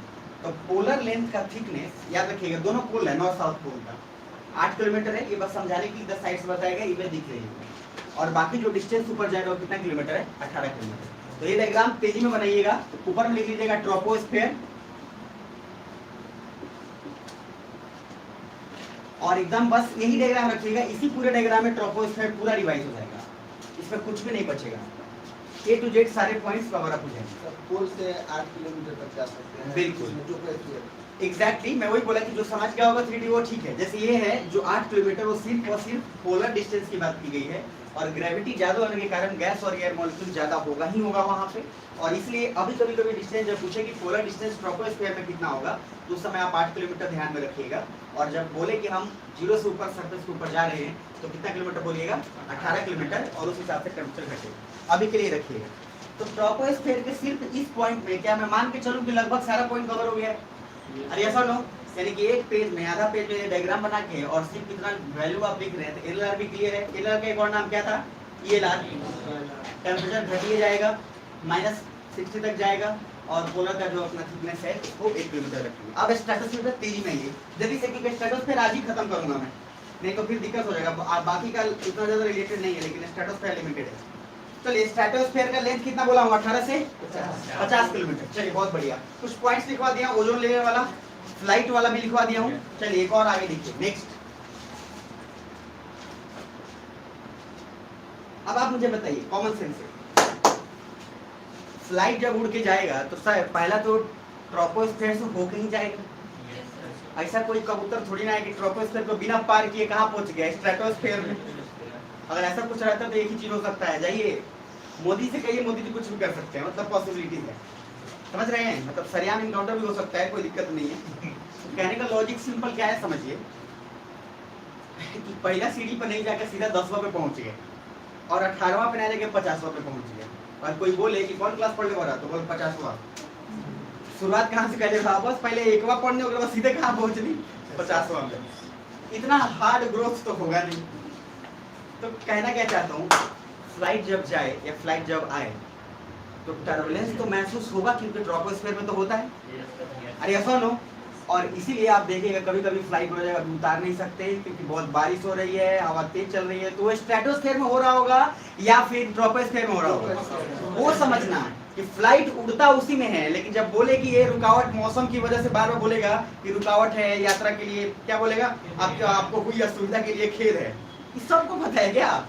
बढ़िया है, स्टेशन में सुनते होंगे ना, खेद है, आसानी से बोल देगा। वो गाड़ी सुबह संपूर्ण क्रांति, शपथ क्रांति, शपथ क्रांति चलते हुए 11 घंटा लेट हो गई है, आपको हुई असुविधा के लिए हमें खेद है। और जो बैठ रहा है पिछले 6 घंटे से हुआ उसका आप एक्सप्रेशन कभी ऑब्जर्व करिएगा। मान लीजिए गाँव का आदमी पूरा जा रहे हैं और गपशप से रखा हुआ है। जो गाली मुंह से निकलता है वो आपको भी पता है, हमको भी पता है। अब सर वो निकालता है ऐसा ना एक्सप्रेशन की शपथ करा, खेद है, दिमाग खराब करके रख लिया, अब क्या करिएगा, आप कुछ नहीं कर सकते। वैसे आज भी लेट ही है शायद, बहरहाल खैर जो भी है। तो सर देखिए इधर मैंने क्या बोला, टर्बुलेंस महसूस होगा उतरते समय भी जाते समय भी। वही टर्बुलेंस को काबू करने के लिए इतने सारे लोग होते हैं। नहीं तो स्ट्रेटोस्फेयर में कोई टेंशन नहीं, स्ट्रेटोस्फेयर में कांस्टेंट रहता है, ज्यादा उसमें टर्बुलेंस होता नहीं है। तो जैसे स्ट्रेटोस्फेयर में जाता है, आप देखिएगा मूवी में, देखिएगा मूवी जितना भी बना है वो ऊपर जब फ्लाइट उड़ रहा है तब का बना है कि नीचे उतरते समय या उड़ाते समय हुआ है। या तो नीचे उतरते समय कुछ प्रॉब्लम होगा, या फिर वो शुरुआत से टेक ऑफ करने में प्रॉब्लम होगा। जब वो उड़ रहा है तब किसी को कोई टेंशन नहीं, because stratosphere is very safe for flight, वहाँ कोई दिक्कत नहीं। इसलिए इस दुनिया में जितनी मूवी बनी है, क्रैश हो जाएगा तो सर प्लेटफॉर्म उस पे उतारो या फिर उस पे उतारो या उस पे उतारो, उसका पूरा मामला चलेगा। एक मूवी आया था एयर, पता नहीं क्या था, अभी अमिताभ बच्चन और उसका मूवी था जो रियल स्टोरी पे आया था, अजय देवगन था, क्या नाम था, राजा तारीको हाँ रनवे 34, सॉरी। तो रनवे 34 कितने लोग देखे हैं, हाथ खड़े करना। रनवे 34 भी एक रियल मूवी है और आप उसमें देखिएगा उसमें भी क्या चैलेंज है कि वो उतारेगा कैसे, सबसे बड़ा प्रॉब्लम है। जब तक उड़ रहा है तब तक मस्ती में उड़ रहा है एकदम बढ़िया से। इसीलिए याद रखिएगा टर्बुलेंस ट्रोपोस्फीयर के कारण होगा, चाहे जितना भी ऑप्शन दे खूब घुमाएगा आपको। क्या क्या सिचुएशन देता है देखिए, 2019 का क्वेश्चन हल कर दिया। फ्लाइट जा रहा है और पीछे क्या लिखा है, ये नहीं लिखा है कि उतरने वाला, लिखा है क्या पिछले 6 घंटे से फ्लाइट मूव कर रहा है। और उसके बाद लिखा है कि चिड़िया से टकरा गया, चिड़िया के पंख से। ये आप ऐसे भी सुनो भी होंगे कभी कभी, चिड़िया के पंख से टकराया, उसके बावजूद भी फ्लाइट को कुछ नहीं हुआ। तो 21 स्फीयर की बात ज्यादातर करने की कोशिश कर रहा है स्ट्रेटोस्फीयर में, क्योंकि चिड़िया का अगर पंख से अगर ट्रोपोस्फीयर में टकरा जाए ना तो सर चिड़िया का तो जो होगा वो होगा, आपका जो होगा ना वो किसी और का कुछ नहीं होगा। आप समझ पा रहे हैं, क्योंकि टर्बुलेंस ज्यादा है और वहां पे छोटा माइन्यूट डिफ्लेक्शन में उसका हवा आपको कहां से कहां लेके जाएगा, हादी साहब में। इसीलिए सबसे सेफ और सबसे इंपॉर्टेंट होता है उसका लैंडिंग करवाना। जिस समय सबका आप उतना जितना भी कोशिश कर लो, इसलिए बोलते हो फ्लाइट में जाने में डर लगता है, बहुत लोग डरते हैं। आप जैसे फ्लाइट तू जहाँ पिछले ट्रेन से आ जाए भले, लेकिन तुम फ्लाइट से तुम चले जाओ, क्योंकि ट्रोपोस्फीयर वाकई कभी कुछ करता है और इसीलिए थोड़ा सा अनसेफ तो रखा ही रहता है। लेकिन सर ऐसे भी जीवन में अनसेफ का बहुत सारा घटना है। तो चलिए अब आगे आते हैं ओजोन वाले पे। लिखिए ओजोन फॉर्मेशन के बाद नेक्स्ट पॉइंट, 2 डायग्राम फिर से बनाना है आपको। हाँ वही मैं लिखवा ही रहा हूँ, वही लिखवा रहा हूँ। ओजोन को पहले समझा दो। देखो इधर देखिए, ये रहा सनलाइट, दिख रहा है, भयानक सनलाइट है। अभी कोरोना का असर हुआ है इस पे, यहां से वेव निकला, ठीक। शॉर्ट वेव की लॉन्ग वेव, जो से बोलो ना शॉर्ट वेव आया। और मान लो मैंने बोला ओजोन का फॉर्मूला है O3। ओजोन का फॉर्मूला क्या है O3। जहां भी ऑक्सीजन का 3 मॉलिक्यूल मिले समझ लेना क्या है, ओजोन। तो ये रहा ओजोन, जो आपको बार बार जो बचपन से रटते आए हैं ना, ओजोन में सर छेद हो गया, अगर ओजोन में हो गया तो अल्ट्रावायलेट रेज आ रहा है तो हम मर जाएंगे, कैंसर हो जाएगा, ये बचपन से पढ़ते हैं। अभी तक छेद हुआ नहीं है ओजोन में, क्योंकि कैंसर उसर होना शुरू हो गए। बट फिर भी समझिएगा ओजोन जो है वो O3 है, इसका लाइट का इंटेंसिटी शॉर्ट वेव का ज्यादा होगा कि कम होगा, जो बोला ना, मतलब इसका इंटेंसिटी ज्यादा कि कम, ज्यादा, स्पीड ही ज्यादा है, उसमें पूरा एकदम पूरा है जबरदस्त एनर्जी। तो सर O3 को तोड़ेगा कि नहीं तोड़ेगा, तोड़ेगा, क्योंकि सर इसको तो नीचे आना है ना। और आप मुझे बताइए, जो बैड बॉय होता है, जो बैड रोल में होता है या जो गुंडा होता है, वो नेगेटिव रोल में जो होता है, उसका काम ही क्या है, काम है कि सर लोगों तक पहुंच कर उनको परेशान करना। तो ये यूवी रेज भी तो स्ट्रॉन्ग होगा उन सारे रेज से जो नॉर्मल रेज हैं। अरे हाँ है ना, यानी कि जो हम पे सनलाइट अभी पड़ रहा है, गलती से अगर यूवी रेज पड़ गया, मान लीजिए आप चलते चलते ऐसे तो वो धब दबा के गिर गए, तो आप पे नॉर्मल रेज पड़ा था कि यूवी रेज पड़ा था। अब हमको क्या पता आपका इम्यूनिटी कैसा है, भाई वो भी तो डिपेंड करता है ना, कि पता नहीं कहीं नॉर्मली रेज में ऐसे गिर गए, अब कभी वो डिपेंड करता है आपके इम्यूनिटी पे। फिर भी ये तोड़ेगा तो सर कैसे तोड़ेगा, एक O2 तोड़ेगा, एक O तोड़ेगा। अरे है ना। अच्छा ये प्रोसेस डे में हो रहा है कि नाइट में, ठीक। फिर O2 को भी O में तोड़ेगा, फिर इसको O में तोड़ेगा, ऐसा लो। और ये तोड़ने का प्रोसेस तब तक चलता रहेगा जब तक ये अर्थ पे हमारे बॉडी पे पहुंच ना जाए। अरे है ना, अरे ऐसा नो। तो सर अर्थ के पास और अर्थ तक पहुंचने के लिए इसको पूरा इंटेंसिटी है, पूरी कैपेसिटी इसमें है कि ये पहुंचेगा, और यूवी रेज तो और हार्मफुल होते तो और जल्दी पहुंचेगा, कोशिश करेगा, लेकिन बचाने के लिए कौन है जिंदाबाद? Spiderman, ozone. तो ओजोन में होल होना या परत होना ऐसा कुछ नहीं होता है, बस प्रॉब्लम क्या है, उस O3 को ये तोड़ने लगेगा। और सर याद करो, जब O3 के मॉलिक्यूल्स को तोड़ते जाएगा धीरे धीरे कमजोर होता जाएगा, और जब जब कमजोर होता जाएगा लाइट आसानी से हम तक आ जाएगा, यस और नो? लेकिन होता क्या है, इतना आसान भी नहीं होता।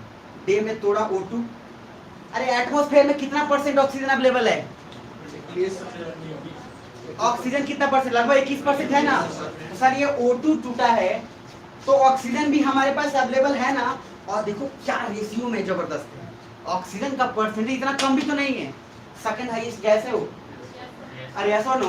तो ऑक्सीजन का हमारे एटमॉस्फेयर में प्रतिशत ठीक ठाक मात्रा में है, यस और नो? इधर देखो, सनलाइट तोड़ा O2 में, O में O अवेलेबल है, फिर बनाया O3, समझ पा रहे हो? फिर O के साथ अगर ये नहीं बनाया, मान लो O2, ऑक्सीजन का ज्यादातर लोग सिंबल O2 में भी लिखते हैं, O मिल के O2 के साथ फिर क्या बनाया? O3, फिर सनलाइट तोड़ा O2 प्लस O, तब तक एटमॉस्फेयर में ऑक्सीजन, फिर O3, फिर तोड़ा, यानी कि O3 को तोड़ने का काम कौन कर रहा है? रेस। और ऑक्सीजन अवेलेबल है, वो मिलकर बनाने का क्या काम कर रहा है? ओजोन बना रहा है। सर तोड़ता गया शाम हो गया, कैपेसिटी सन का कम हो गया कि ज्यादा हो गया? कम। और शाम जैसी हुआ, अब इसकी कैपेसिटी कम होती गई, ऑक्सीजन की मात्रा उसको मिलती गई, लास्ट तक फिर क्या बना? O3। अब बोलोगे सर फिर तो कॉल काम पे आएगा, फिर तोड़ेगा, अरे जब तक वो तोड़ेगा तब तक फिर से O3 तो बना लिए रहेगा, फिर कल आएगा, फिर तोड़ेगा, शाम हो जाएगा, रात हो जाएगा, फिर बैलेंस, फिर कल आएगा, तो फिर उसको वहीं से तोड़ना पड़ेगा जहाँ पहले। क्या सुन पा रहे हैं? लेकिन सर तो फिर काहे बोलता है लोग कि छिद्र हो गया, फिर काहे बोलता है लोग कि सर ओजोन बहुत कमजोर हो गया? इसलिए क्योंकि हम और आप इतना ज्यादा AC, इतना ज्यादा सर यूज कर रहे हैं कि सर O2 को O से मिलता तब ना O3 बनाता, लेकिन हमने सर क्लोरोफ्लोरोकार्बन के थ्रू क्लोरीन मान लो ऊपर भेज दिया, तो O2 के साथ क्या बन गया? Cl। O3 बना ही नहीं, यानी कि ओजोन जो बनना था वो बना ही नहीं, जिसके कारण अब क्या हो गया आपके पास? अब वो आएगा तो उसको कितना तोड़ना पड़ेगा? O2Cl को एक बार मारेगा झटका में, O2 अलग, Cl अलग, सीधा नीचे, क्योंकि Cl की कैपेसिटी उतनी नहीं है ना, कैपेसिटी किसकी है? ओजोन की है। क्या आप सुन पा रहे हो? मजा आ रहा है या बोल रहे हो? फिर से बोलो, ध्यान से समझना। O3 को कैसे तोड़ना है एक बार प्रोसेस बता रहा हूँ।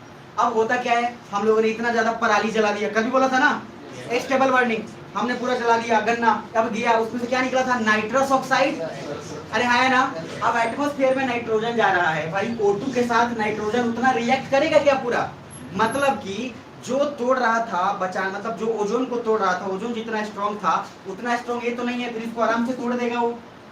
और इसीलिए बोलते हैं कि ओजोन में छेद हो गया है, जबकि वो छेद नहीं बल्कि प्रॉब्लम है ओजोन का बनना कम हो गया। क्यों?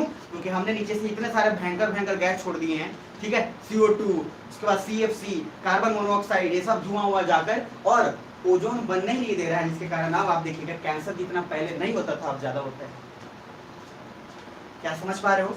और फिर इसी को रोकने के लिए अब आप मुझे बताइए, इसी को रोकने के लिए आप फर्स्ट ट्रोपोस्फीयर पे आइए, जितना सारा गैस था रोक लेता था, अब रोकने के कारण क्या होता था?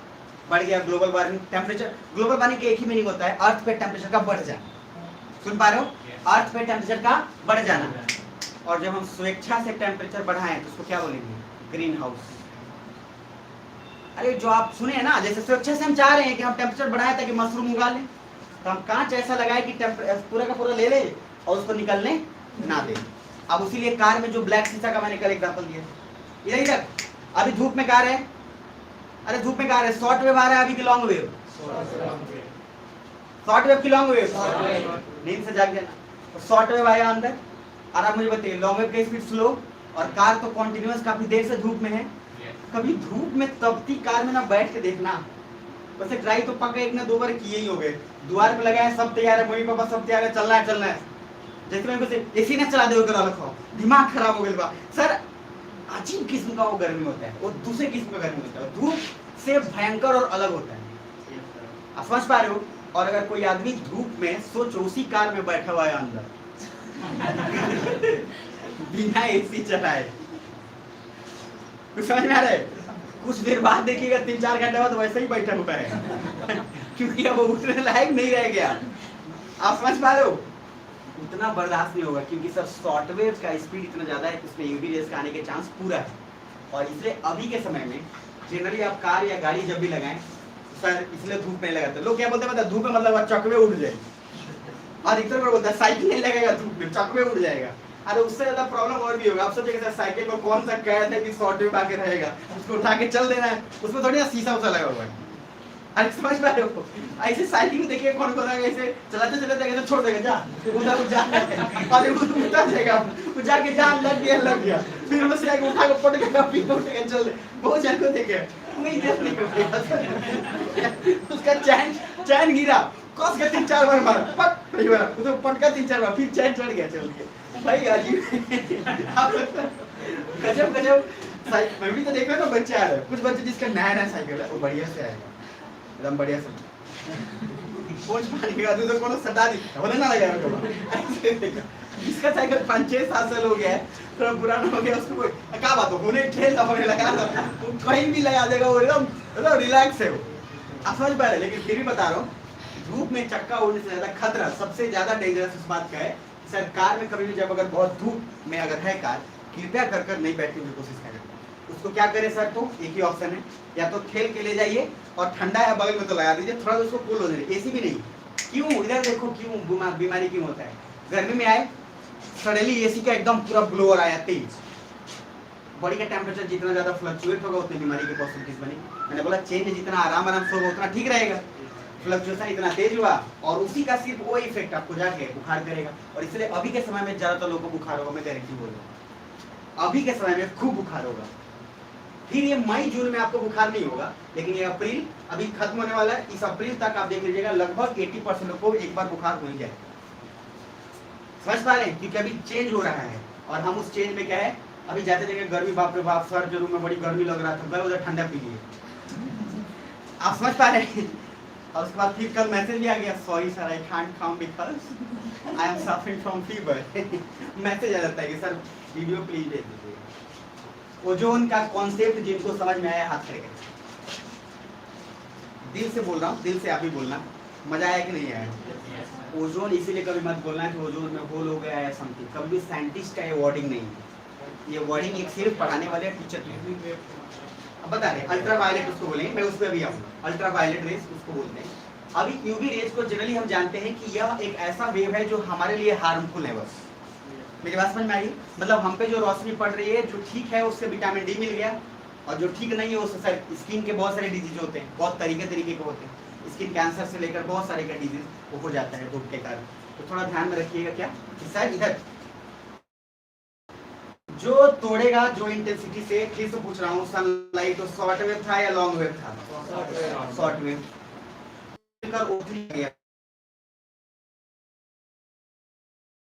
होने के बाद फिर आएगा तो उसको वहीं से शुरू करना पड़ेगा जहां शुरू किया था।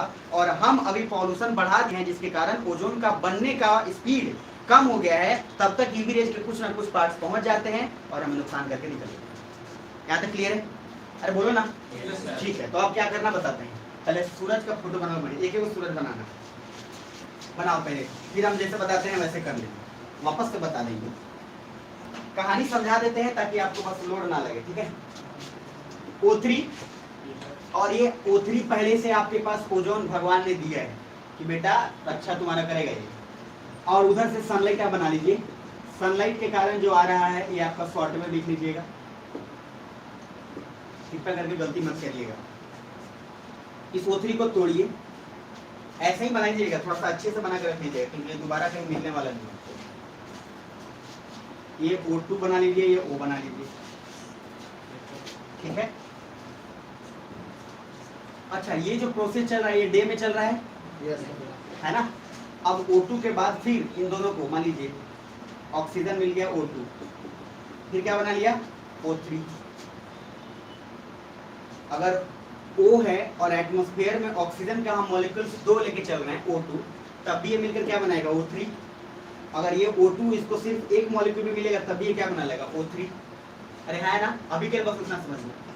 यानी कि ओजोन बनने की प्रक्रिया चल रही है, यस और नो?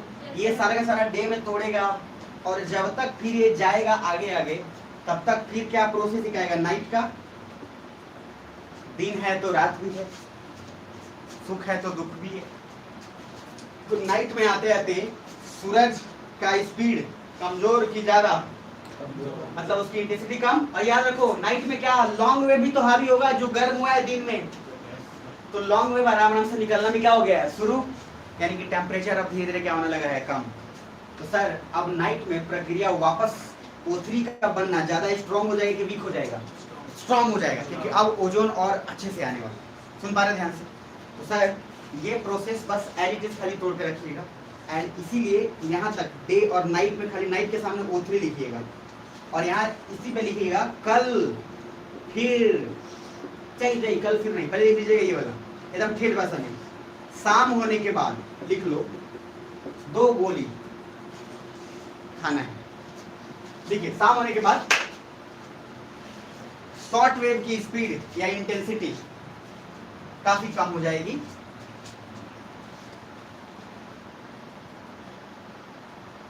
काफी कम हो जाएगी।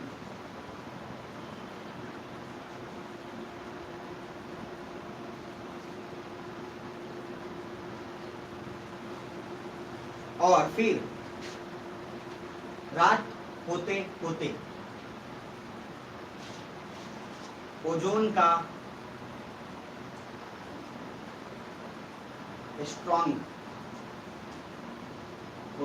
स्ट्रॉन्ग होना शुरू हो जाएगा। और फिर जब वापस दूसरे दिन, बस एकदम ठीक भाषा में, फिर जब वापस दूसरे दिन शॉर्ट वेव आएगा तो फिर से वही प्रक्रिया दोहराते रहना होगा। फिर जब कल शॉर्ट वेव वापस आएगा तो वही प्रक्रिया दोहराना होगा, मतलब फिर O3 को तोड़ेगा, O2 वही प्रक्रिया दोहराना होगा। परंतु इसके आगे का और लाइन इंपॉर्टेंट है, परंतु किंतु जोड़ी, बट पॉल्यूशन बढ़ जाने के कारण या फिर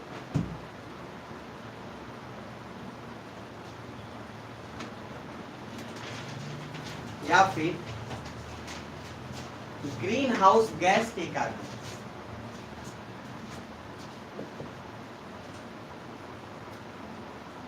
ओजोन का निर्माण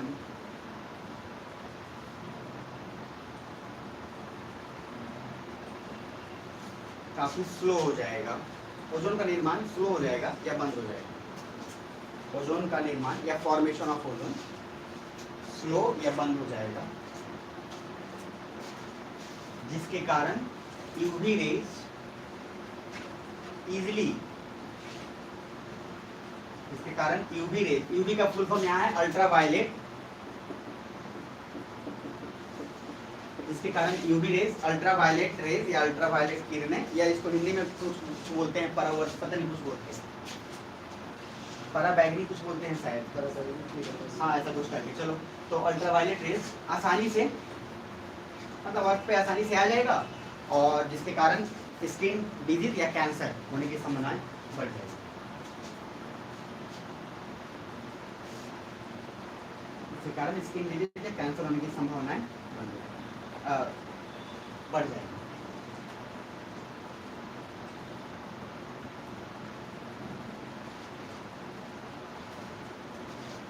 अब यहाँ पे बस लास्ट टाइम देखिए,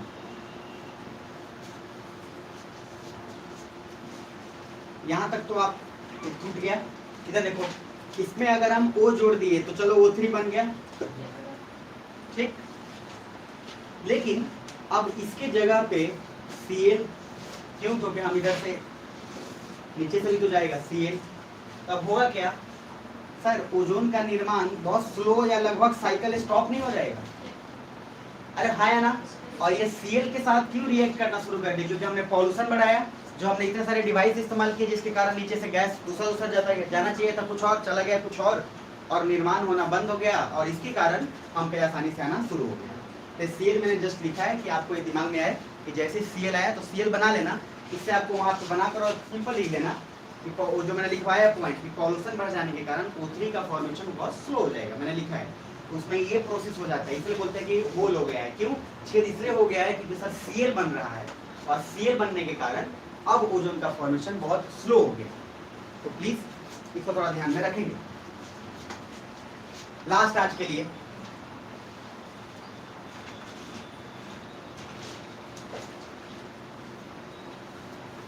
वहाँ पर क्या बनेगा सर? O2 और Cl मिलेगा तो क्या बनेगा? काफी वो कुछ मिलेगा नहीं, मतलब O2Cl एक तो पता है इसमें क्या समझ में आ रहा है आपको कि O2Cl जो होगा वो एक दूसरे के साथ बॉन्ड करके काफी कमजोर होगा या काफी स्ट्रांग होगा? कमजोर होगा, क्योंकि O2 का Cl के साथ रिएक्शन उतना इजीली कभी होगा नहीं। O2 का ज्यादातर आप सुनोगे तो जैसे देखो कार्बन आप जो बनाते थे चेन, बहुत सारा जो 9th 10th में भी पढ़े होंगे, सैचुरेटेड हाइड्रोकार्बन जो पढ़ते थे बताएंगे, जो अल्केन अल्कीन अल्काइन वाला, अरे बड़े थे पर नहीं बड़े थे ना वो सब, उतना तो दिमाग में होगा, नहीं भी होगा तो मैं बता ही दूंगा, क्या करूंगा।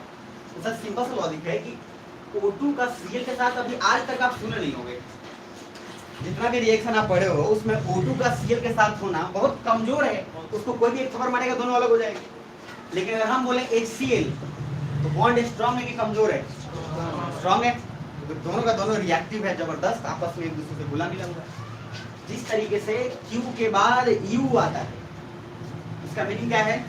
जहाँ Q वहाँ U, अरे है ना? तो इन दोनों का बॉन्डिंग स्ट्रांग की कमजोर? जहाँ पापा वहाँ आप, जहाँ O वहाँ आप, दोनों में लागू। इसका मतलब बॉन्डिंग क्या है? तगड़ा। आप कहीं और, वो कहीं और, बॉन्डिंग क्या? वीक नहीं, मतलब स्ट्रांग नहीं हो सकता है।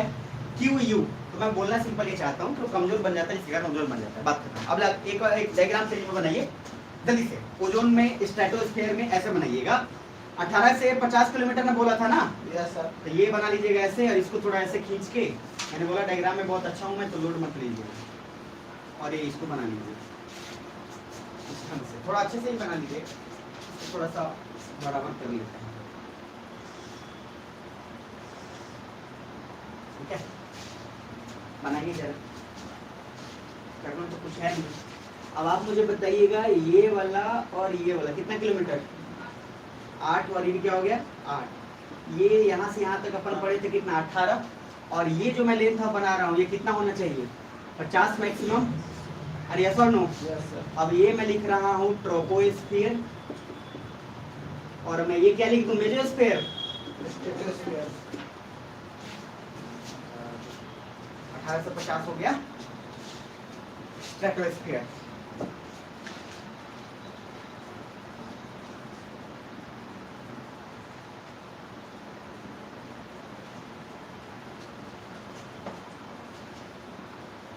बना लिए?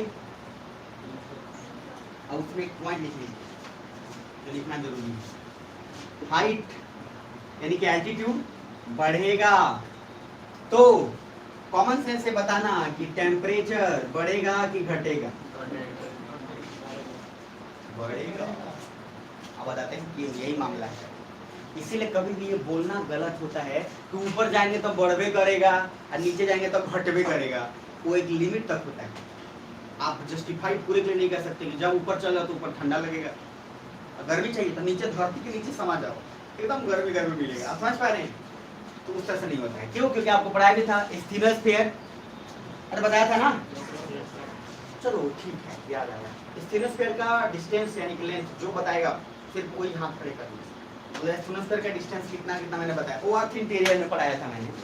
आपको ये नहीं बोलेगा सर हम नहीं, तो सर समझ लीजिएगा। जितनों को याद है हाथ खड़े करिए और सही बताइए, मतलब सही इन द सेंस कि जो मैंने बताया वही रखेंगे। कितने लोग बताएंगे हाथ खड़े करें? फिर से मैं बार बार इसलिए पूछ रहा था क्या पता कहीं मूड चेंज हो। चलिए इतना बोल रहे, बोलिए, देखिए होता है ना कोई तरीका, आप लोग को दिलाना पड़ता है। सर जी इतना उकसा रहे हैं तो बोलिए देते हैं, कुछ ना कुछ कम से कम कहीं ना कहीं से प्रस्ताव तो आ ही जाएगा। बोल देंगे तो क्या पता है कहीं आ जाएगा। हम भी कुछ ना कुछ बोलिए, इसलिए कभी कभी कुछ लोग फालतू फालतू भी बोल देते हैं, उनको लगता है कि कहीं कुछ हो जाएगा, कुछ नहीं होगा, सब आपको डाउन समझेगा। चलिए आप भी बताइए, हाथ फिर से करके करिए ना जिनको पता था।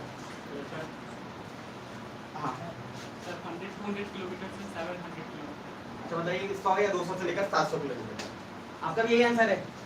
आप बताइए। हाँ 7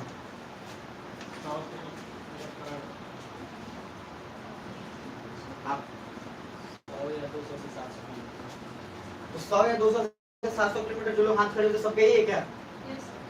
हाँ सर यही है नहीं घुमा हो चुका है। डिस्टेंस कल मैंने रिवाइज करने के लिए बोला था कि थीम 3 में था क्या? कौन सा थीम में पढ़ाया था? अरे सही बोलो ना, थीम 2 में कि थीम 3 में? थीम 2 में।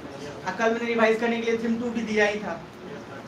तो आप तो हम सुबह में आए पूछे रिवाइज किए? Yes sir.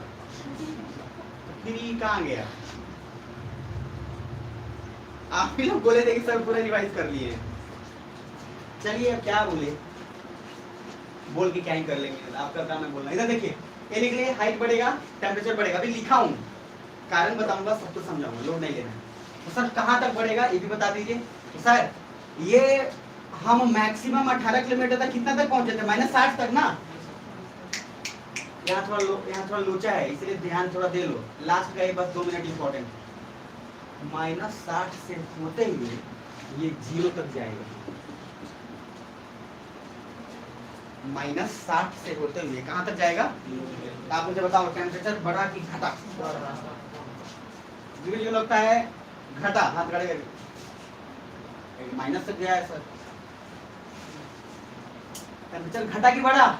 बढ़ा ना, क्योंकि -60 है। -60 बढ़ा है कि -59 बढ़ा है? बच्चों ने पूछा जाता था।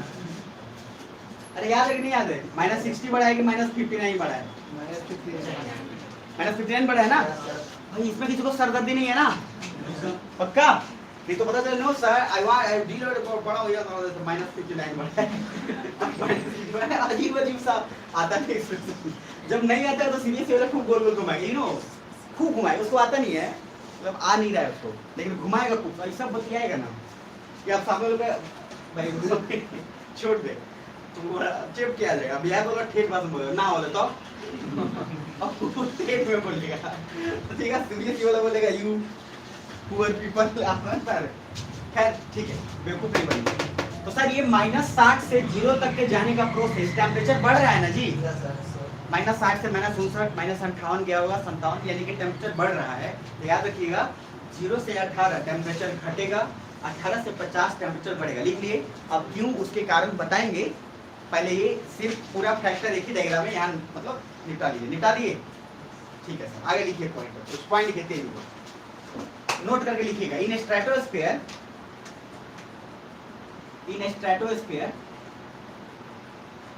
Temperature increases when height increases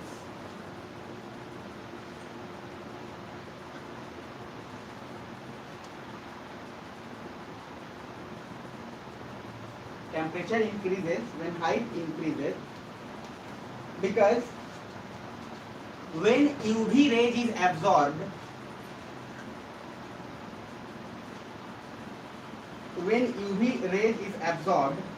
by O2, then heating effect, when UV rays is absorbed also by O2 यानी कि oxygen, then heating effect will increase.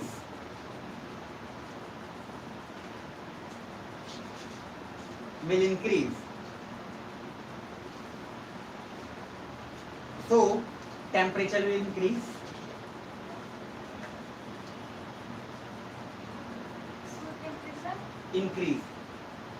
Height increases, so temperature increases.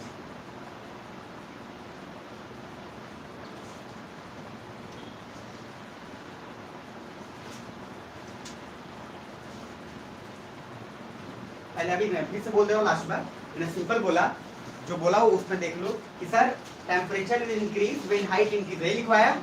आगे उसके बाद because when UV rays is absorbed by O2 या that is oxygen, then the heating effect will be increase and that's why, या फिर उसके आगे भी आप जो भी लिखें, and so the temperature will increase. बस यहाँ तक भी लिख के आप फुल स्टॉप छोड़ सकते हैं। इसका मीनिंग मैंने बोला, फिर से सुनो ध्यान से। अभी देखो हम लोग 18 किलोमीटर से ऊपर जा चुके हैं, अरे यस और नो, यानी कि 18 से ऊपर जा चुके हैं। इसका मीनिंग है सर कॉमन सेंस से सोचो, टर्बुलेंस ज्यादा किसमें था, स्ट्रेटोस्फीयर में कि ट्रोपोस्फीयर में? ट्रोपोस्फीयर में। टर्बुलेंस का मीनिंग है कि कभी ठंडा, कभी गर्म, कभी बारिश, कभी हवा, कभी कुछ भी तूफान आया ना, जब ज्यादा होगा तो टेम्परेचर इतना ज्यादा बढ़ने का स्कोप भी नहीं लगेगा। एक कॉमन सेंस से बात बोल रहे हैं। लेकिन उसके बावजूद अब आप ऊपर जा रहे हैं, इधर आप ऊपर जा रहे हैं, तो ग्रेविटी का असर अब ज्यादा दिखेगा कि कम दिखेगा? कम दिखेगा। अरे क्योंकि हम अब अर्थ से दूर जा रहे हैं ना। चापाकल जानते हैं ना, चापाकल पे ग्रेविटी जो काई होता है, गए या सीधा ससुर गए। बहुत चापाकल होता है, और आई होप कि चापाकल पे एक दो बार तो कोई ना कोई गिरा ही रहता है। कैसे गोटू तो गिर मारवाओ, साफ करवाओ। अच्छा तो आप क्या समझते हो, जो आदमी गिरा उसका ग्रेविटी ज्यादा था कि कम था? ज्यादा था। अगर ग्रेविटी ज्यादा रहेगा तो आप समझ पा रहे हो आप काहे के लिए गिरोगे? आप फिसलते कब हो? जब ग्रेविटी आपका जीरो होता है ना, मतलब ग्रेविटी जीरो है, कम हो गया। अगर आपको अर्थ पकड़ के रखा हुआ है तो क्या दिक्कत है? कोई टेंशन ही नहीं। लेकिन अर्थ बोला कि बेटा अब हमसे ना हो पाएगा। क्यों? क्योंकि फिसली लगाए हो। अरे हाँ है ना। तो उसी तरीके से ये इसलिए बताना पड़ रहा है छोटा सा लेवल पे क्योंकि आपको समझ में आए। तो ग्रेविटी इधर देखो, अब कोई चीज ऊपर जा रहा है, ग्रेविटी 18 किलोमीटर तक ज्यादा था तो उसको रोक के रखने की कोशिश करेगा। अरे हाँ है ना। यानी कि अगर टेम्परेचर भी बढ़ रहा था तो ग्रेविटी भी बोलेगा बेटा रोक, पूरा मत जा ऊपर। लेकिन अब हम इतने ऊपर चले गए हैं कि ग्रेविटी रोकना तो चाहता है लेकिन फिर भी ऊपर जाना चाह रहा है। अरे ऐसा नो। तो सर ये दिमाग में रखिएगा कि यूवी रेज से जो प्रोसेस ओजोन का फॉर्मेशन कहाँ होगा? स्ट्रेटो में कि ट्रोपो में? अरे स्ट्रेटो में कि ट्रोपोस्फेयर में? स्ट्रेटो में। तो ओजोन का फॉर्मेशन होना, तो ओजोन अगर है स्ट्रेटोस्फेयर में, उसके कारण यूवी रेज भी अटैक उसी पे करेगा पहले, और उसके कारण हीटिंग इफेक्ट और बढ़ जाएगा। क्यों? क्योंकि sir UV rays already harmful होगा, वो ज्यादा गर्म होगी। यूवी रेज किसको तो लगता है यूवी रेज पहले ठंडा होगा? यूवी रेज क्या ठंडा पॉसिबल है कि नहीं? बेसिक क्वेश्चन पूछ रहा हूं, यूवी रेज ठंडा पॉसिबल है कि नहीं? पहले हाथ खड़े करो, सोच के कॉमन सेंस से। यूवी रेज समझ के क्या है? अरे यूवी रेज कब आएगा? जब सन का इंटेंसिटी ज्यादा रहेगा। ठंडा कहां से आ जाएगा? आप समझ पा रहे हो? तो पॉसिबिलिटीज हम जब भी ज्योग्राफी में बोलेंगे ये नहीं बोलेंगे इम्पॉसिबल, हम ये बोलेंगे पॉसिबिलिटीज काफी कम है। क्योंकि सर सन का लाइट हम तक तभी पहुंचेगा जब सन का इंटेंसिटी ज्यादा होगा, और उसका ज्यादा इंटेंसिटी तब होगा जब दिन होगा और धूप होगा। तो उस समय जो भी रेज आएगा वो हार्मफुल तभी हो सकता है जब वो ज्यादा गर्म होगा। क्योंकि ठंडा हम पे असर क्यों करेगा? गर्मी में खीरे खाइए तो कोई टेंशन नहीं है। सुनिए ध्यान से। तो सर लास्ट पॉइंट एक और ये मैंने बोला उसको समझिएगा। 0 से 18 टेम्परेचर बढ़ाएंगे कि घटाएंगे? लास्ट में बोल रहा हूँ 0 से 18 किलोमीटर। क्या अलर्ट हो आप लोग? 2 मिनट के अलर्ट हो, फिर जल्दी से भागेंगे। मुझे भी भागना है, मुझे भी तेज मतलब बुखार आ रहा है। इधर ध्यान से समझना। फिर से पूछ रहे हैं, अलर्ट हो जाए एक बार, बॉडी रिलैक्स करके, जितना पढ़ा है रिलैक्स करके पूरा पूछ के निकल लेंगे। बचता उतना समेटिए लो, समेट लो पहले, ना तो ऐसे करते रहो। हाँ सर हाँ समेटो, समझो जल्दी समेटो, पहले तेजी में समेटो। क्योंकि इसके बाद है, आप लोग सुने होंगे बहुत सारा, नहीं सुनते हैं? कॉमेट, एस्टेरॉइड, ये सब सुने तो होंगे आप लोग। ध्रुव तारा वगैरह पता नहीं क्या, उसको बताना है, इसलिए मुझे इसको करवा लेना है क्योंकि उसके बाद इजी है। आयोनियल स्फीयर तक जाते जाते हम लोग आराम से कवर अप कर लेंगे। हो गया? पैक कर लिए? सर आप बोले वास्तव पैक करने की इतना खुशी होता है सर, ना पूछे मत सर। कभी कभी अच्छा आप लोग को पता है, किसी दिन आप क्लास आए और टीचर बोले आज छुट्टी है। कभी कभी ऐसा हुआ होगा, वो 12th वगैरह में जनरली होता है। हम भी एक दिन सोचे कि हम भी एक दिन कोशिश करते हैं कि बुला ले एक दिन, और जस्ट बुला के सबको, और फिर बोले कि आज छुट्टी है, सॉरी। उस दिन मैं फिर भी बोल रहा हूँ साइकोलॉजी के हिसाब से, फिर भी ना मोर देन 50% बच्चे खुश होंगे। चल भाई आप समझ पा रहे हैं, हम सच बता रहे हैं आपको। ये साइकोलॉजी ये सिर्फ आपके साथ नहीं है, ये पूरे वर्ल्ड के हर सर्वे में फिट है ये, हर जगह। सोचिए कोई टीचर पढ़ाने गया और 3 सर वहाँ स्कूल वाला बोला, अरे सर कहाँ कहाँ कहाँ कहाँ का स्कूल में मरा हुआ तो आए, आज छुट्टी है। बाप रे देखो खुशी, उस टीचर का खुशी अब देखना, कह लड्डू खर्चल चाय पी ले। ये ऐसे होता है। प्राइवेट जॉब वाले को भी सेम अगर बोल दिया जाए कि सर आज ऑफिस बंद है और इसका आपको एहसास लेना है तो दिल्ली कभी चले जाइए। और उनको देखिए जो प्राइवेट जॉब करते हैं, आप वहाँ गए हैं, बोले जीजा जी, ज़्यादातर जीजा जी लोग दिल्ली रहते हैं, जीजा जी आज छुट्टी लेना लीजिए, जीजा जी को बुखार आ गया छुट्टी के नाम पे। छुट्टी लेना टफ होता है, और मैसेज आया आज हॉलीडे। ओ भाई आज पार्टी होके रहेगा, आज मानेगा नहीं। ये आपको भी ऐसा ही लगता है कि हर स्टूडेंट को 50% को लगता है चलो आज तो कम से कम थोड़ा हुआ। बल्कि आप यूपीएससी की तैयारी कर रहे हैं, फिर भी आपको लगेगा ना आज छुट्टी है, चलो ठीक है राहत मिला। बाजीराव में रवि में एक दिन हम लोग गए और पूरे का पूरा छुट्टी बोल दिए। सर 80% बच्चा बिना पूछे बिना सोचे निकल के कोनो पार्टी कर रहा है, कोनो मेट्रो स्टेशन उधर चले गया, कोनो उधर चले गया, कोई पूछा भी नहीं। उन्हीं में हमको समझ आएगी एग्जाम का तैयारी कितना भी सीरियस क्यों नहीं कर लो, जिस दिन बोला जाता है छुट्टी उस दिन मन में फूटता है लड्डू जबरदस्त। चलिए कुछ नहीं कर रहा था मैं, थोड़ा बुलवा उलवा ले रहा हूँ, अब वापस से पूछ लेता हूँ। इधर आइए, देखिए इधर इधर इधर सामने कोई कॉपी खोलो नहीं है ना, ठीक। अब जो बोलते जाऊंगा तेजी में बोलते जाना, 5 मिनट्स के अंदर निकलेंगे हम। बताना बोस्निया हर्जेगोविना, जिससे पूछूंगा सिर्फ वही रैंडमली बताएगा, मोबाइल नहीं कोई चलाएगा। तो बोस्निया हर्जेगोविना कहाँ है, जल्दी बताएंगे, जिनको पता है हाथ खड़े करिए। मतलब कौन से कॉन्टिनेंट में, जो सोच लिए हैं वही बताएंगे, ठीक है। मैं क्लास यही खत्म कर रहा हूँ।